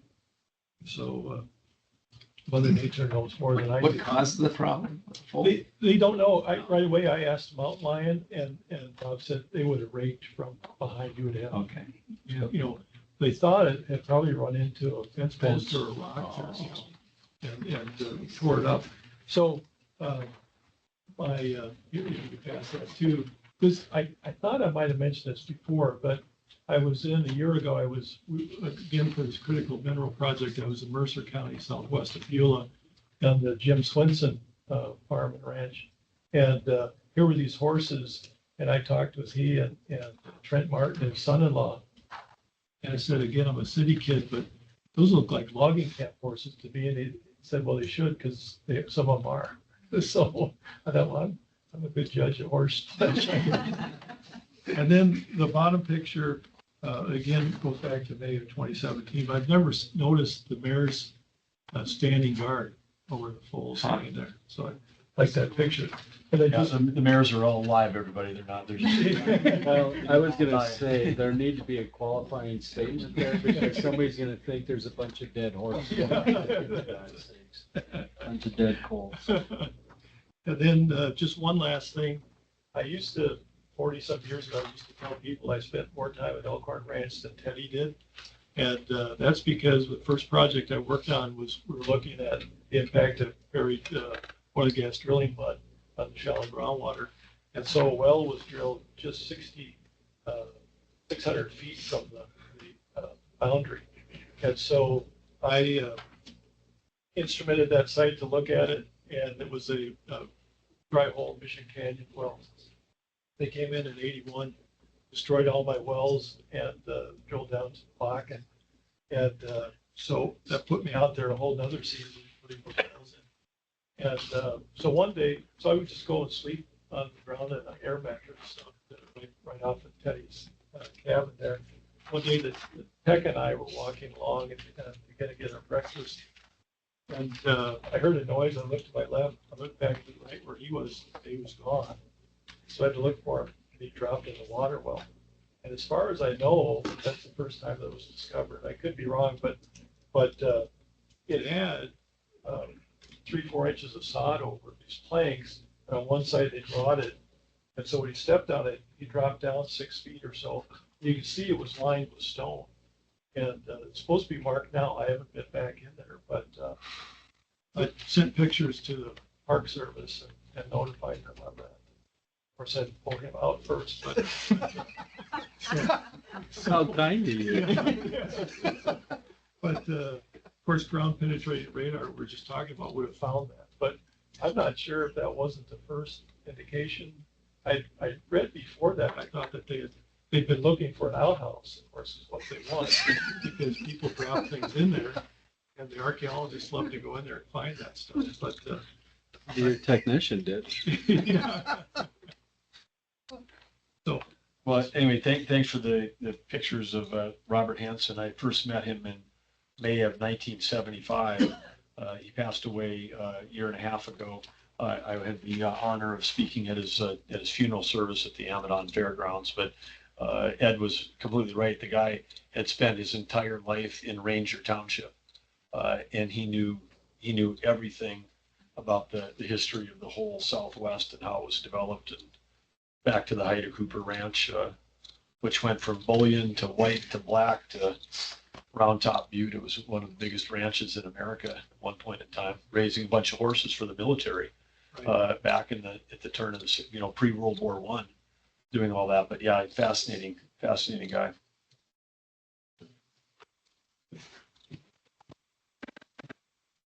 Concludes my report.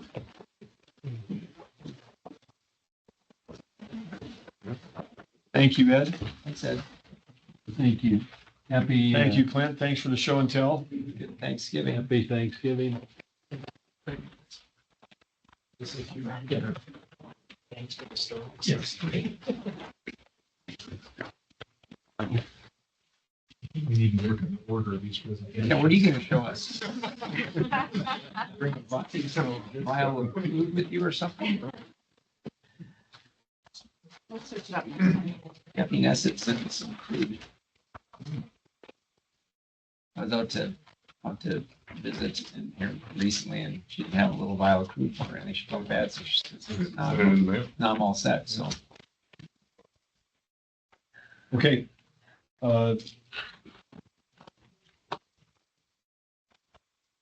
Take it away. On consideration of cases, we're on item B.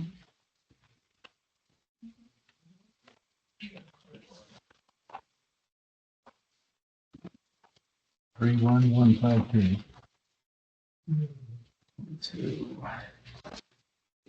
Attachment 22 is where we're headed to, gentlemen.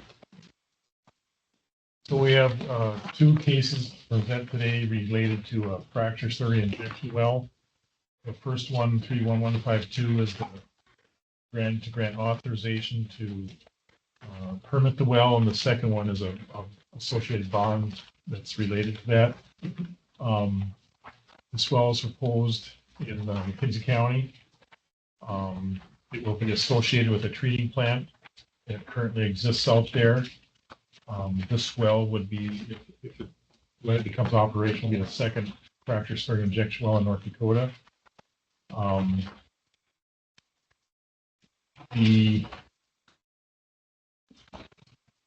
applicant modeled a worst case scenario for the fracture that they're going to create would be approximately 186 feet in half length and a height of 198 feet. They think in reality there will be multiple fractures rotating around the wellbore when they begin operations. They believe, based on their experience, that wells up to 0.4 miles away can be impacted by a pressure response. There are no wells within the 1.5 mile area of review, but there are 3 Hess wells just outside the area of review to the south. And Hess filed a letter in protest of this application. They outline several concerns.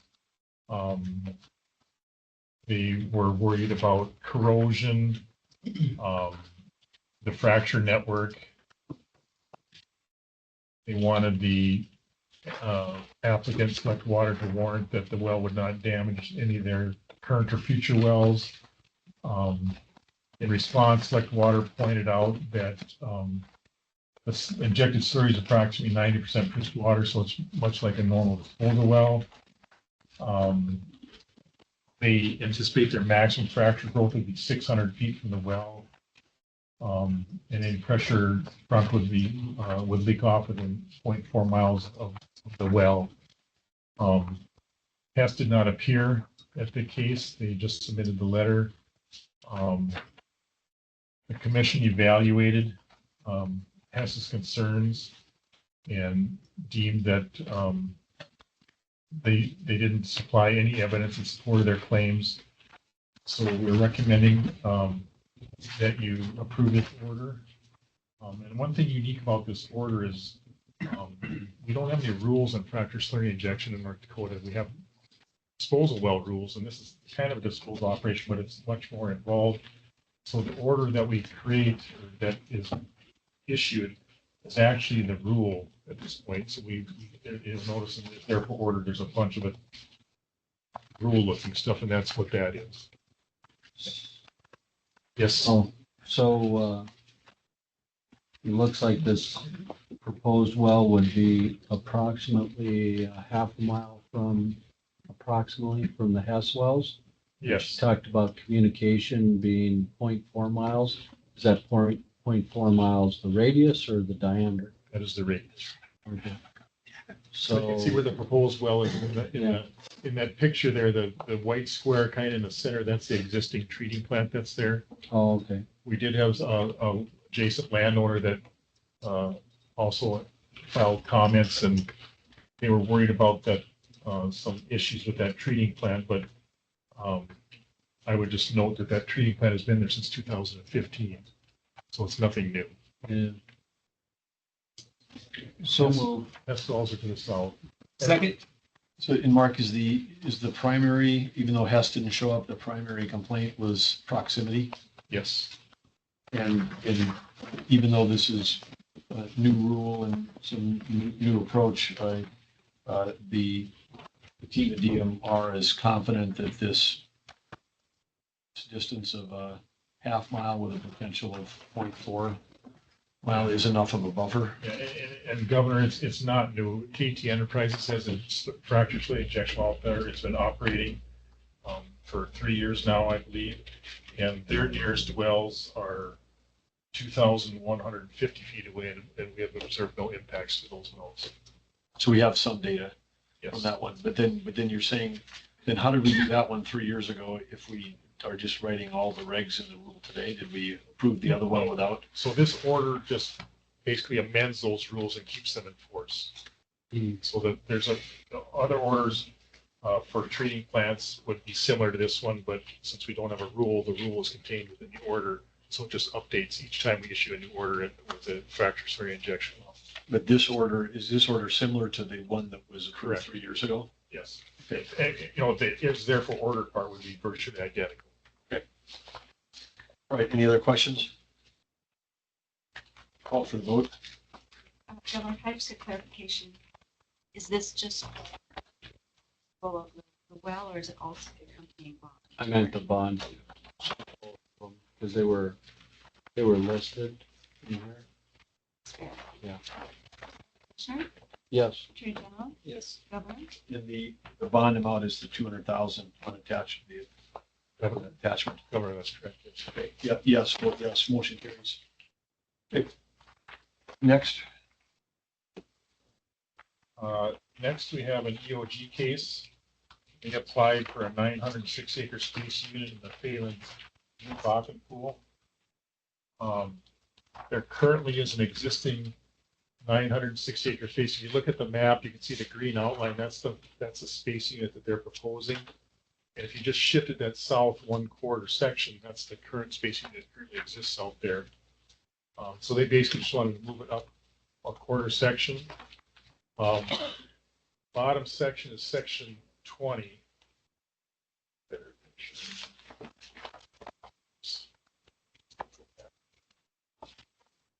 Section 20 at the bottom, those are two lay down 320 acre space units. There's 2 wells that have been drilled in each. The north half is operated by EOG, and the south half is operated by WPX. WPX and EOG have worked together in this area, and current 960 acre spacing on the west half, there's a sister one, twin one on the east half of section 8, 17, and 20, which WPX has drilled 1 well over there. So there's 5 is a 640 acre spacing with 7 wells in it. 8 is a 640 acre spacing with 2 wells in it. Looks like 3, but that actually is a 3-mile well coming from south. Section 17 is a 640 with 1 well across it.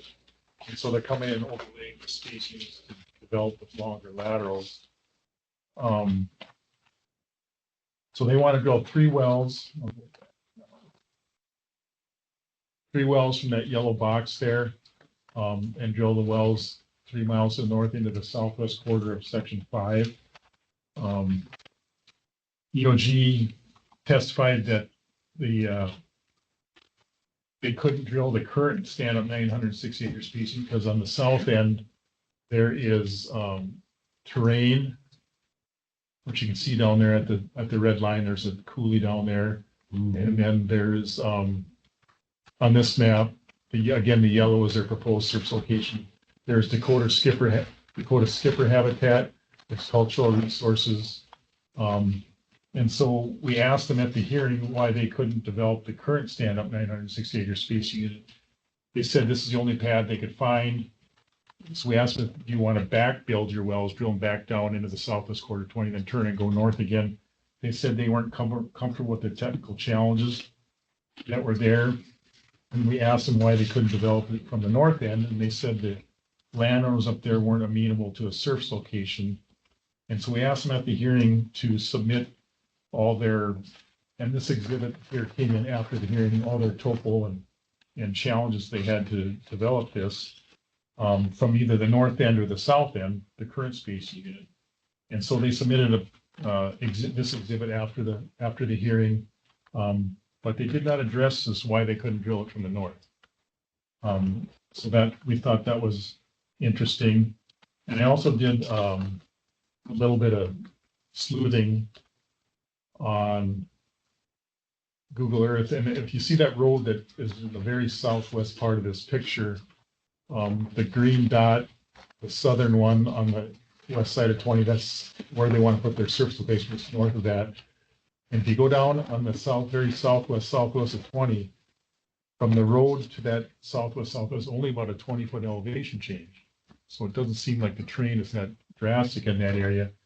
So we think that there are options that they haven't explored to develop the current stand-up 960 acre space unit.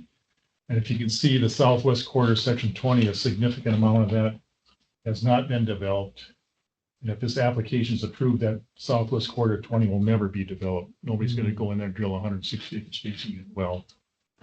And so we're not convinced there isn't viable options to develop the current stand-up 960 acre space unit. And we don't want to stray on the southwest of 20 because that would cause waste and wouldn't protect relative rights. So we're asking that you deny this application. And there are findings in order that allude to these things that I think would give you some direction as to how they can reapproach this. Yeah, it would. So looking at this, it looks like it'd be a 3 mile, correct, but about 2,600 feet wide approximately. Yeah, it'd be a half mile wide, yes. Yeah.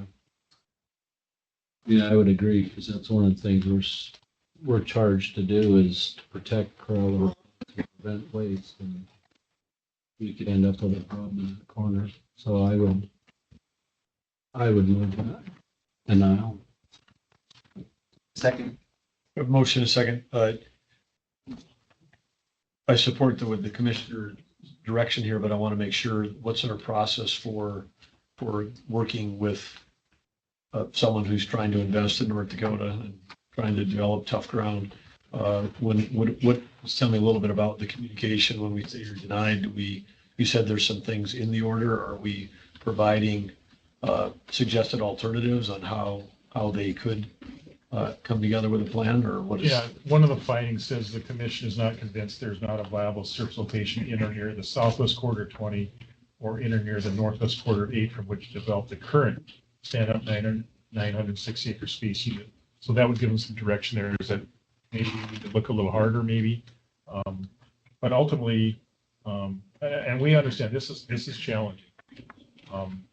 But over the course of the Baca development, we had these different size space units that coalesce together from different directions, different timeframes, and it's trying to keep them somewhat on a pattern, so things like the Southwest at 20 don't get stranded, and those acres need and should be developed to maximize the resource. But I would expect after they get the order, they would reach out to us if they have some concerns and ask what the plan can be going forward. We certainly would work with them on coming up with a viable solution. And do we have, when we're reviewing a request like this, do we put anybody on the ground out there? I know you're saying we're using Google Maps, but they've got people on the ground, they've talked to landowners, they're trying to come up with a solution, this is their best idea, then do we have anybody out there that is also on the ground helping them find a solution, or do we just kick it back into their court and it's up to them to go solve this? Governor, I would say historically we have not, in the course of writing orders, we have not generally had field inspectors go out and look at it. It's certainly something we could do. And one of the issues could be, because the information has to be in the record, and of course the commission can use its knowledge. The commission staff can use its knowledge of what it knows about the oil and gas industry. If you sent somebody out there to take notes or something, I guess we could ask the hearing officer if we could admit those into the record, but they would be outside the record until they are admitted. Yep. So one thing, if you look at this, I think one of the questions you had asked is, why can't you drill back north?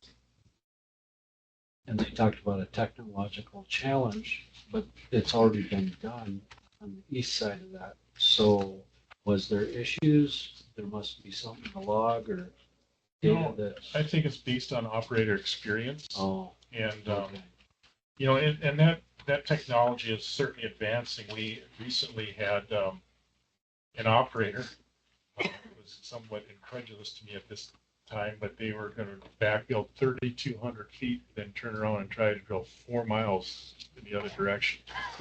And they think they can do it. 3,200 feet, then go 4,000. Then go 4 miles. 4 miles. Yeah. So go backwards 3,200 feet, and then turn around and go the other direction for 4 miles. Well, the economics of that improve when you got 4 miles of lateral. You can start doing things maybe more creatively. You're getting that much resource without a one approach return. But, well, okay.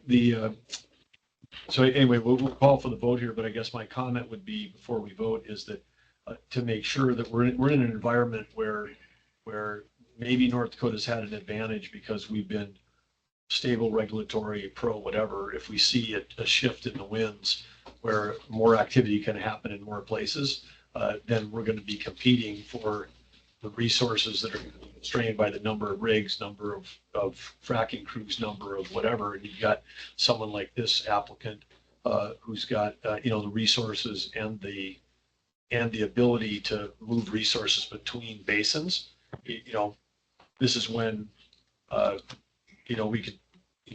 we could be in a situation where if we're not super helpful in trying to help them find a solution, their solution might be, okay, great, North Dakota said no, then we'll go someplace else. And so that's I just want to make sure that we understand that we have responsibility in terms of correlative rights and that, but I also feel we've got a responsibility to the citizens of the state who benefit from these things to make sure that we're each well is economic development is a way to think about it. I'm not opposed to them either. Yeah. If they come back with the same plan and say there's just no way to do it. Yep. At that point, but it just seems like Yep. we haven't quite exhausted, and I get. Yep. That over here on section 5, there probably isn't a road, but that'd be a great place, being there's already been surface pads there. That they could probably strike a deal, but that's a long ways for a road too. And there's a pad just east there. And Governor, I certainly appreciate your comments, and believe me, we have those conversations all the time when we're thinking about doing something like this. Yep. Well, let's just make sure we deliver the message that we are pleased to have them here and we want to try to help them find a solution. Sure. And let's, try to help them find a solution that even makes more sense for them and for North Dakota. I mean, there's win-win opportunities, which is what Doug is pointing to right here. Certainly, we can do that. Okay. All right, we'll call for the vote. Commissioner, Yes. Attorney General. Yes. Governor. Yes. Yeah, you're right. I didn't even look at the one on the east side, but that'd only be half a mile. They Yeah, can it's make it roughly. there on either side. Okay, next. All right, I'll be covering the next 5. And so all of them are similar in that we're asking for you to approve the confiscation of these wells and the related production equipment. There's 2 at the end, and I'll go over those in more detail, but that are already plugged, but they need lease roads reclaimed. So some common things between all 5 of these cases is that the operator is North Range Resources, LLC. The staff at DMR have given personal notice to the operator on multiple occasions. The operator has not appeared for any of the hearings recently, and all properties are covered by the single well $100,000 bond. The first violations began in 2016, and the DMR pushed for the single well bonds with no response. The operator has a total of 6 wells in North Dakota. 1 is a federal well on BLM property. Mark and I spoke this morning. We believe that BLM is in process of working with them on that particular well. So we're not involved in that at this point. So that's what's common between all 5 of these. The first well is the Placid 28-1B. So this is case number 31305. Located on the southwest corner of that map. Highlights on this are that this well has never produced any well. On paragraph 10, the commission filed a complaint December 10th, 2021 against North Range for violating the NDAC section 43020355.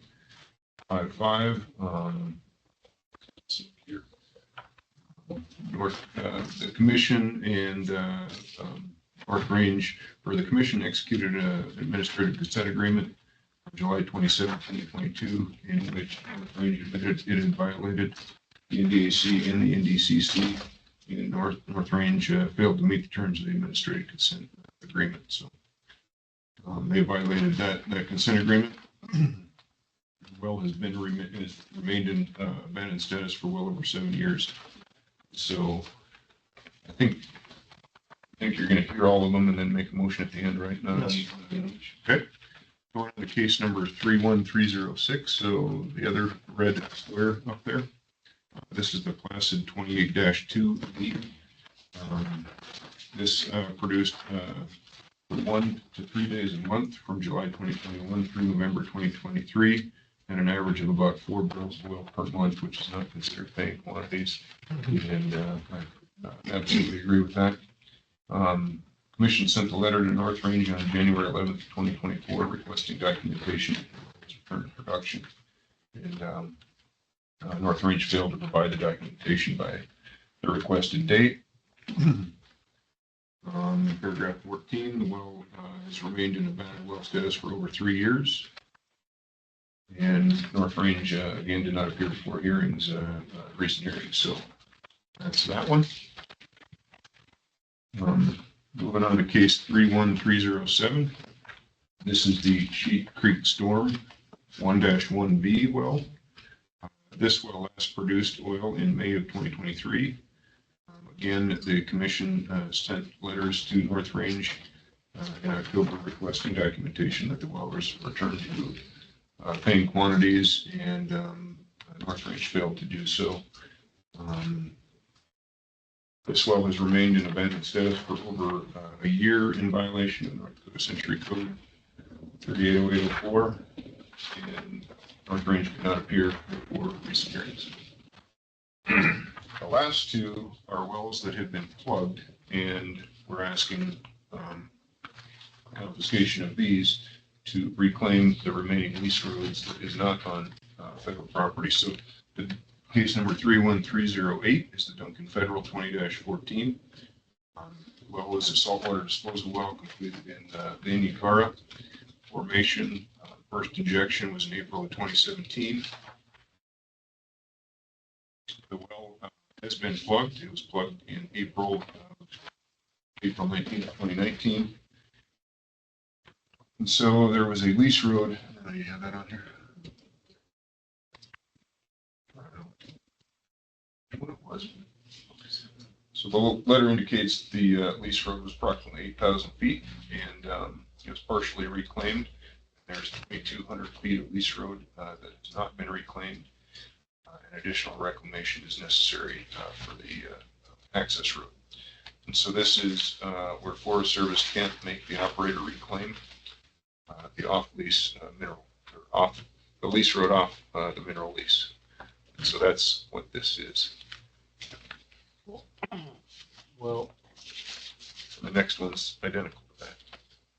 I guess my question is, you said there was a partial reclamation of the road, but they didn't reclaim the other. Say, have they said anything in response to any of these? I mean, they didn't show up for the hearing, but right. Any communication at all?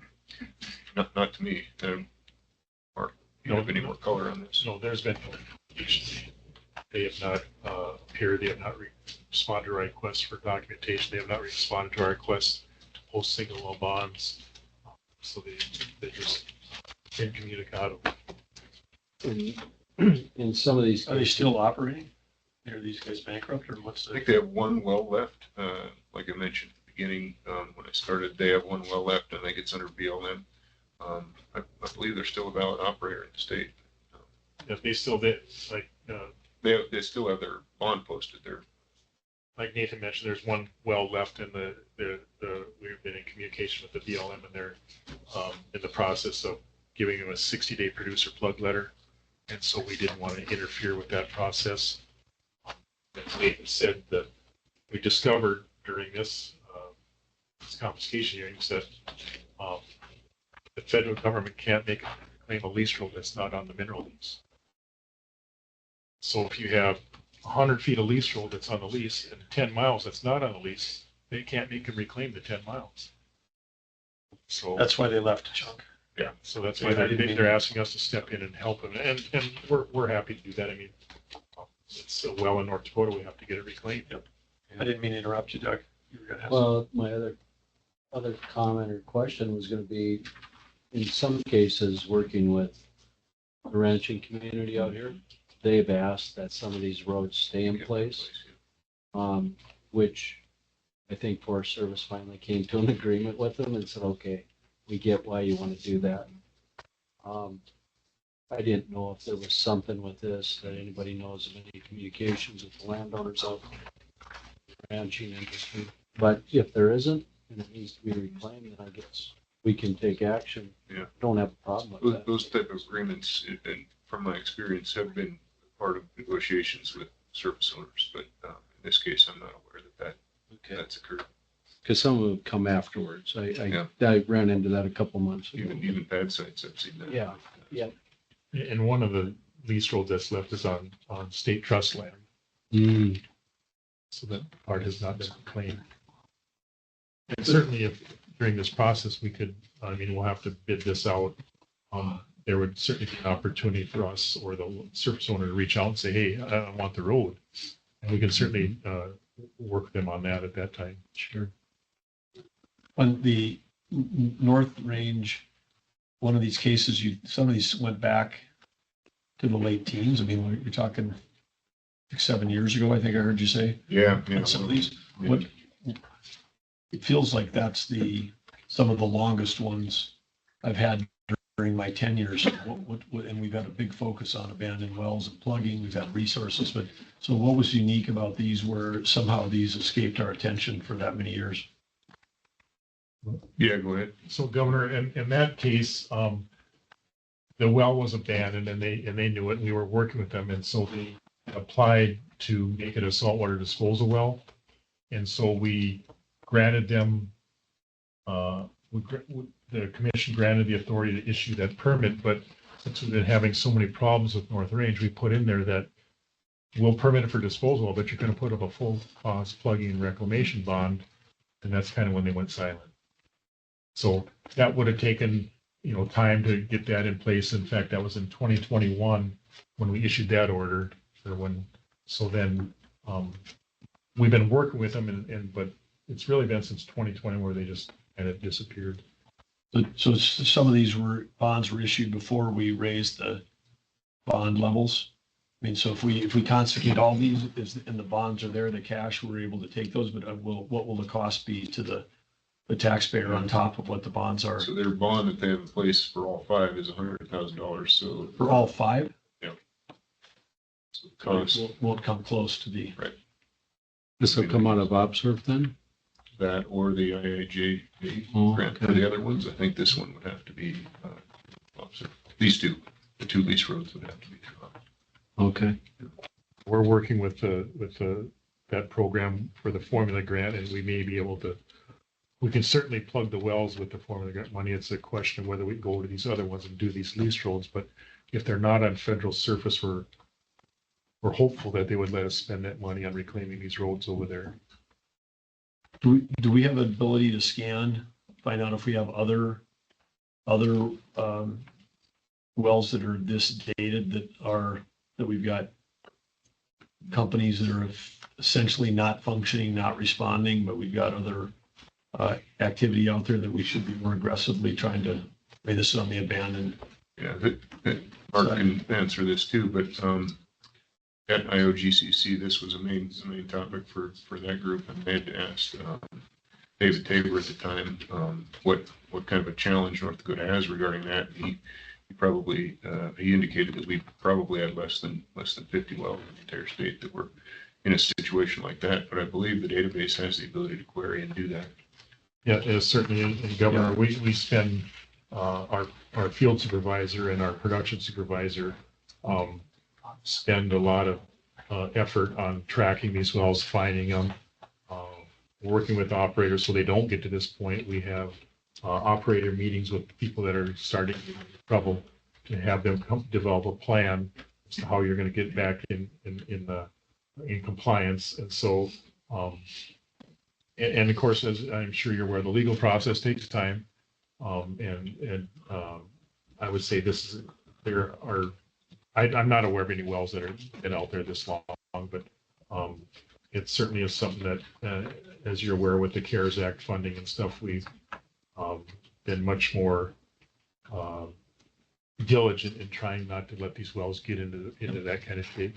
But sometimes you just have an operator, and if they're kind of working with you, we want to work with them. Mm-hmm. So you kind of get led along sometimes, and so we try to work them. But ultimately, if things aren't going to work, then we have to go to this step.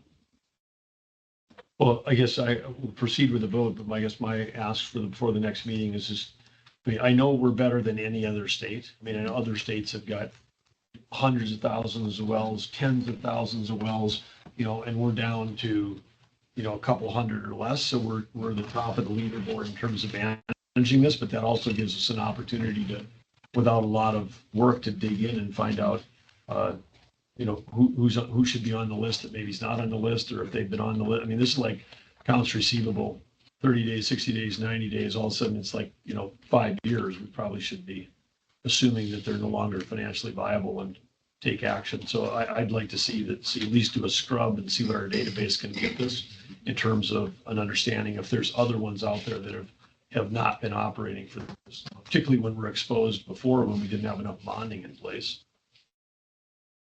Yeah, I think you can have the wells on a temporary abandonment list for 7 years. 7 years. In North Dakota per statute. So yeah, certainly anything that's been on there between 0 to that is probably going to wind up. Yeah, and if they have potential, let's figure out a way to get those recirculated back to operators that have capital and will actually do something with them. Yep, that's one of the next stuff. Yeah. Okay, So I motion. would move, cases 31-305 through 31-309, in the order. So we'll, Second. Motion and a second. We'll call for the vote. Commissioner? yes. Attorney General? Yes. Governor? Yes, motion carries. Okay, quickly moving to Rocky Top. Yeah, the last order we have is a default order for Rocky Top. We had a judgment entered, we had a complaint against them. They failed to serve an answer. Sorry about that. Yeah, we filed a complaint against Rocky Top. They failed to answer that. And so we're asking for a default order. The amount of $733,270. Rocky Top has 6 wells in the state. 4 are abandoned. 1 is inactive and 1 is plugged and abandoned. So eventually you may be giving orders to confiscate those wells and plug them. The complaint had 8 counts. They had failed to file production reports on 5 of the wells, and they had failed to plug 2 of the wells. 1 was in violation for 473 days, and 1 was been in violation for 2,635 days. So that's why the severity of the penalty. When we assess the penalty, we look at the threat assessment, the duration, willful, and if it's been a repeat offense, and run that through a calculation to come up with the numbers that we came up with. With your approval of this order, then this will be taken or filed with the court and entered into a judgment. I don't believe Rocky Top will pay it, but they would then be, if they ever tried to come back into the state again, they would be responsible to pay it. Or if any of the officers tried to come in exactly pass with another company, we could take a look at that time and probably have a hearing for if they didn't want to bond wells for a higher bond amount, so we don't end up in this situation. I move the order. Second. We have motion second. We'll call for the vote. Commissioner? Yes. Attorney General? Yes. Governor? Yes. Should be a multiplier, so family gets to 2,000. Even, less than that. Yes. Okay, next up. So I'll cover legislative priorities. Obviously, I haven't been on very long, so I called a meeting with the team and brought a document to talk through what we came up with. But the bottom line is that there isn't a whole lot of legislative priorities that the team came up with. We'll continue to talk through this, but I created this morning and sent it to Karen, so I apologize for it not being included in the packet. But first one is for consideration for we're being able to utilize the officer funds for abandoned well to freshwater well conversions and removing the requirement for seeking reimbursement from the last known operator. And I guess when I think through that, Mark might have a little bit more to add about that, but it kind of gives the DMR it would give the DMR more flexibility to transfer wells over. The second is carryover for the abandoned oil well conversion to freshwater wells money. So I guess there's 3.2 million that was appropriated from the federal funds derived from the state fiscal recovery fund, and there's roughly 500,000 of that that's still out there. I believe the remainder was given back, and so the idea that the 500,000 that still has a project tied to it would carry over to the next biennium and has the ability to get spent between now and December 31st, 2026. So those are the two the team came up with.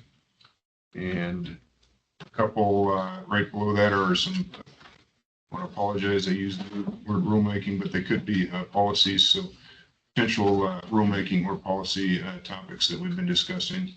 is a discussion about continued reduction in flaring expectations and then consideration for flare mitigation efforts as determined through the fire response work groups that were created out of or following the fires in western North Dakota.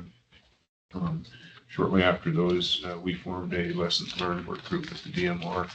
And then I know that the North Dakota Petroleum Council did the same thing. So the work group's actively working on the lessons learned from that and hopefully coming up with thoughtful, collaborative solution. That's Okay, great, thank you. and I don't have any other business. All right. See if we can answer questions. None here. Thank you for pulling those together. Happy Thanksgiving. Yeah, Thank you. Happy Thanksgiving. Bill, jump on up here.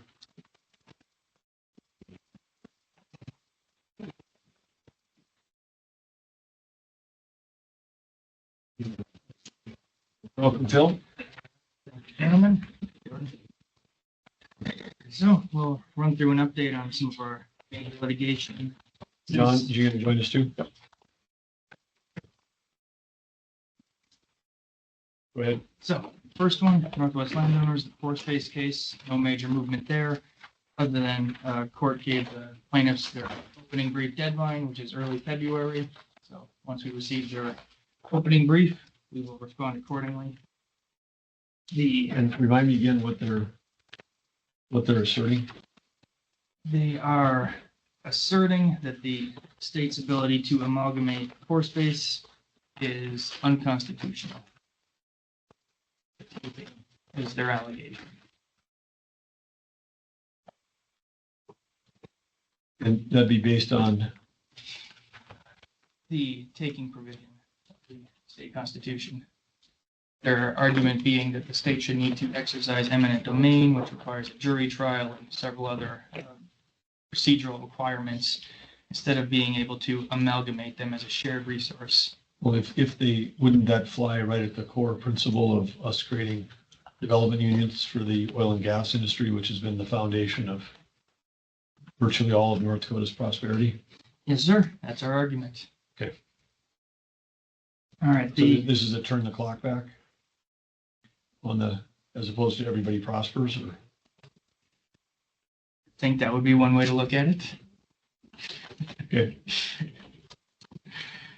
The next three are EPA big emissions rules. The first one, the MATS rule, this is the one North Dakota is leading 23 I'm other always states. interested in motivation, but what's in it for people if they're gonna get less dollars for their resource? What, I mean, who hires legal action to try to have it so then we end up with less than more? I mean, if they're not standing on some principle, because I don't get the taking part. People who really do not want their pore space developed. It's the same. They would get money if they just took got paid for the pipeline to go across their land. Some don't want it. But that's a little different because you're actually.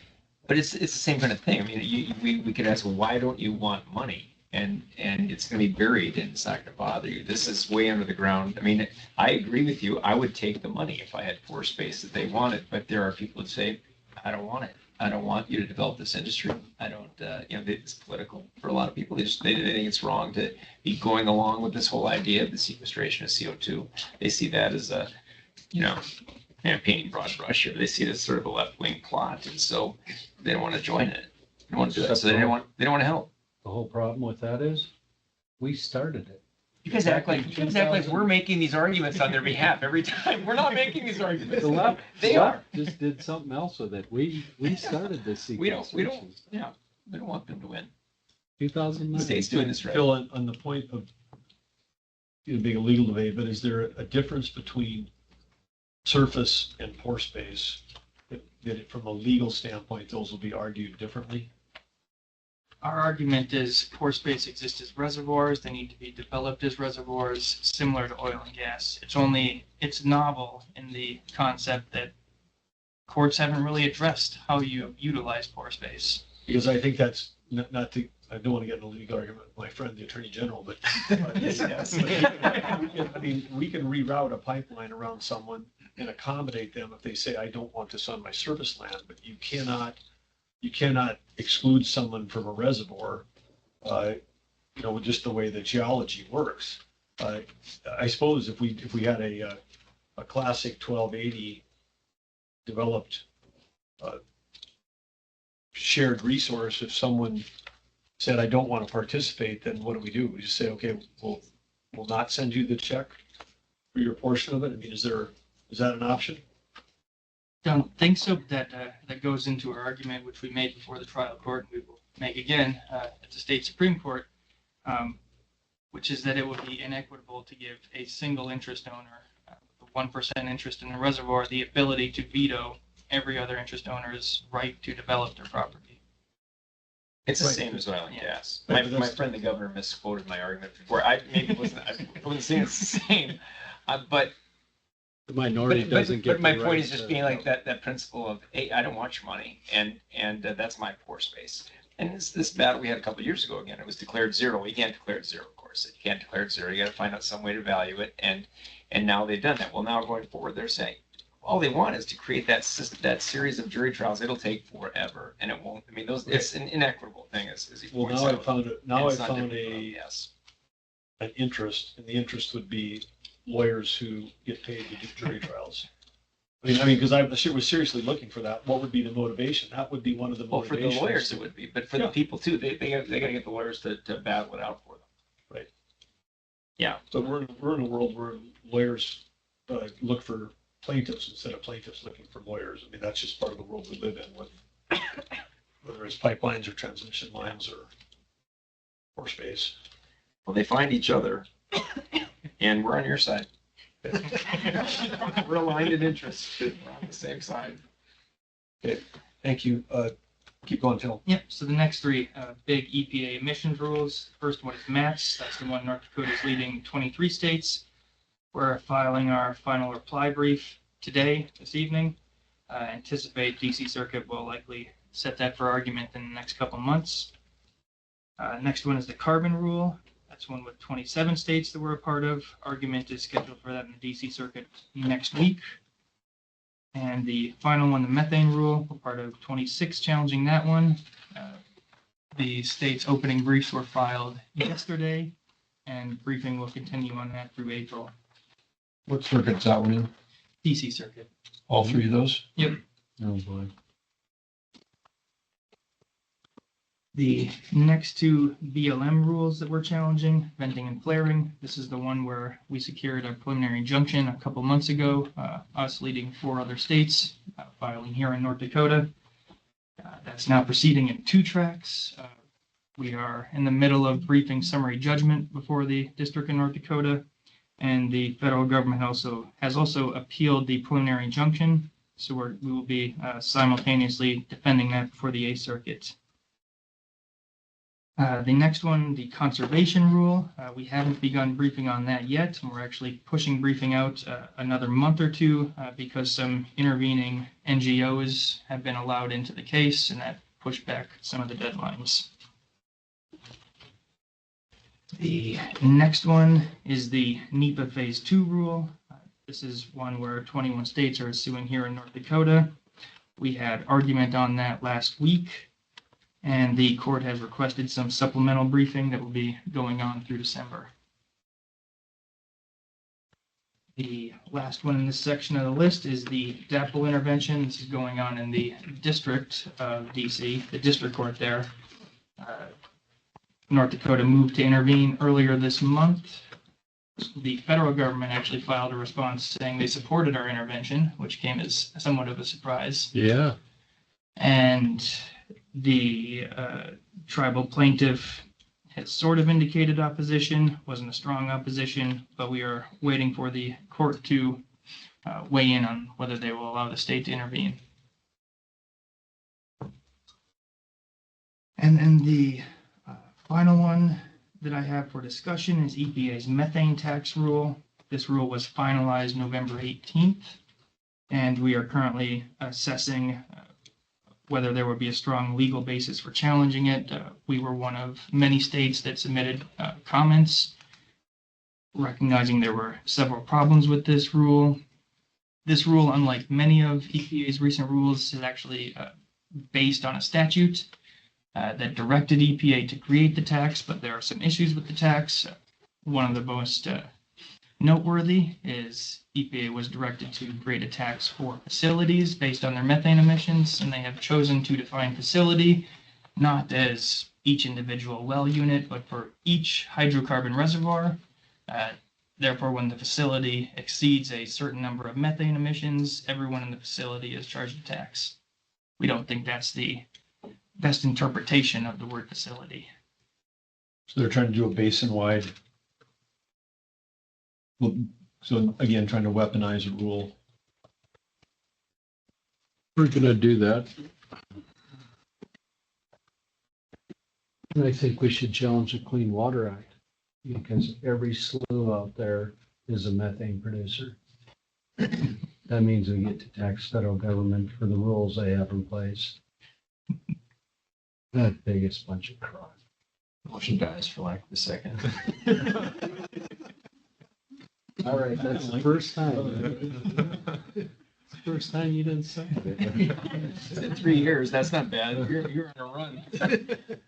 But anyway, that rule was finalized November 18th, and like I mentioned, we are still looking into potential legal strategies for challenging it, and I've been in discussion with several other states. And John, on that one, on the methane rule, what's your sense of the economic cost if that were to pass?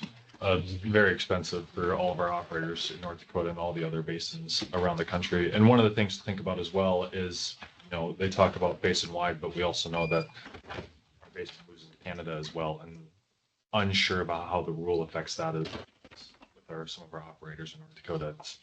Can this be implemented when part of our basin is in a different country? So this all hinges on a facility being a basin as opposed to a facility being like a gas plant. Yes, sir. Or a slough. Somebody should ask the chemistry question. What happens to methane in 5 years? Bye-bye. It breaks down into CO2 and water. Doesn't even exist anymore. Don't bring logic into this. If you gentlemen have any questions, that runs through my list. But John, BLM resource management plan? And Governor and Commissioners, something to update. So last time we talked, the governor had submitted a governor's consistency review to the Dakota Montana's BLM regional office regarding the BLM RMP. That's a step in the process. If we have an issue with their final decision, that we can go through and ask for clarifications or ask them to change their RMP because we believe it's inconsistent with state law and regulations and the policies that the state government and the Industrial Commission have implemented. We submitted that on October 9th. We got a reply from the BLM Montana Dakota State Office on November 8th. In essence saying thanks, but no thanks. They said they were not going to change anything with their RMP. So now we are looking at it. Phil and I have had many discussions on it. And the next step in the process is to appeal through the governor's consistency review to the BLM director. We have 30 days to do that. So that clock runs out December 12th to 13th. So we will go through that process to then possibly and probably appeal to the BLM director. Well, then they will make a final decision, either saying, oh, we were wrong, and then either going through the process or making some changes, or they'll make the final decision there, then it'll go into the Federal Register for a final decision. So working through those processes, and again, full statewide approach, many agencies, great partnerships around working through this. And is there any possibility where we would not appeal? I mean, it's 100% certainty that we will. Yeah. And with a 30-day thing, it's going to fall on the near side of December 15th. Correct, yes, December 13th. I'd be honored to file the appeal. BLM. Full council. I wonder who the next Secretary of Interior would be, because we might be able to impact this a little bit. Sorry, I don't mean to do that. Just not stating the obvious. Is any good? I mean, so- You know, this must be a Friday. feels like it. You know, what, can I just not interrupt, but I want, I promise I won't let this influence my decision about who leads BLM.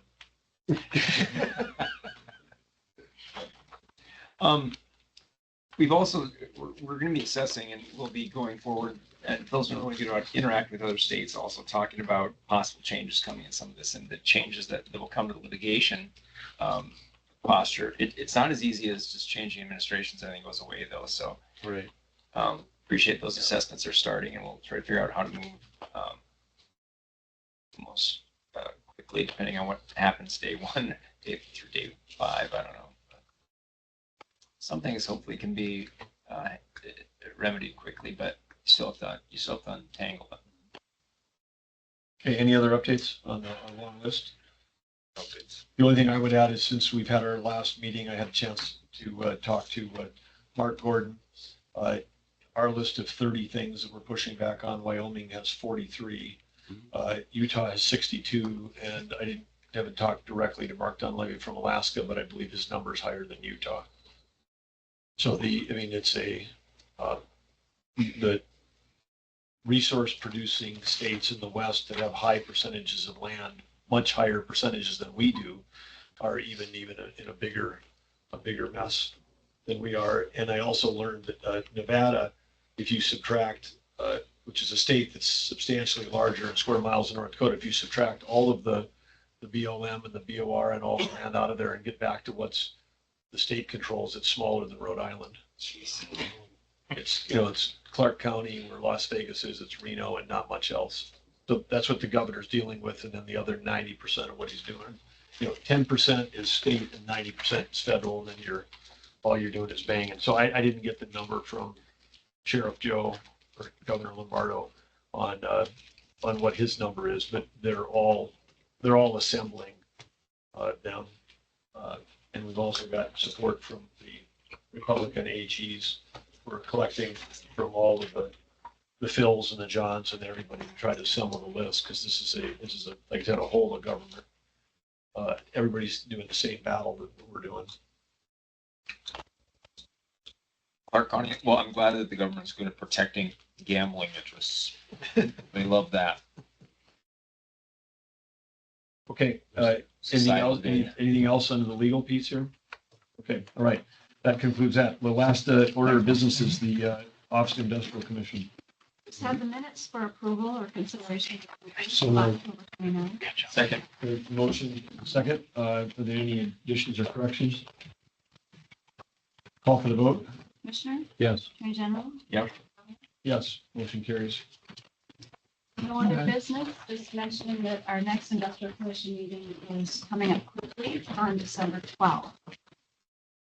This week's, it will begin at 1:30. Okay, we're doing okay. Look forward to it. All right. What's the deadline for talking to you about agenda items for the next meeting? Today. Stop But we yelling. can make some exceptions. No, I have a tough time sleeping tonight. You didn't second my motion. I don't even know if I had a motion. I have or, another but the review. fact that- Some review.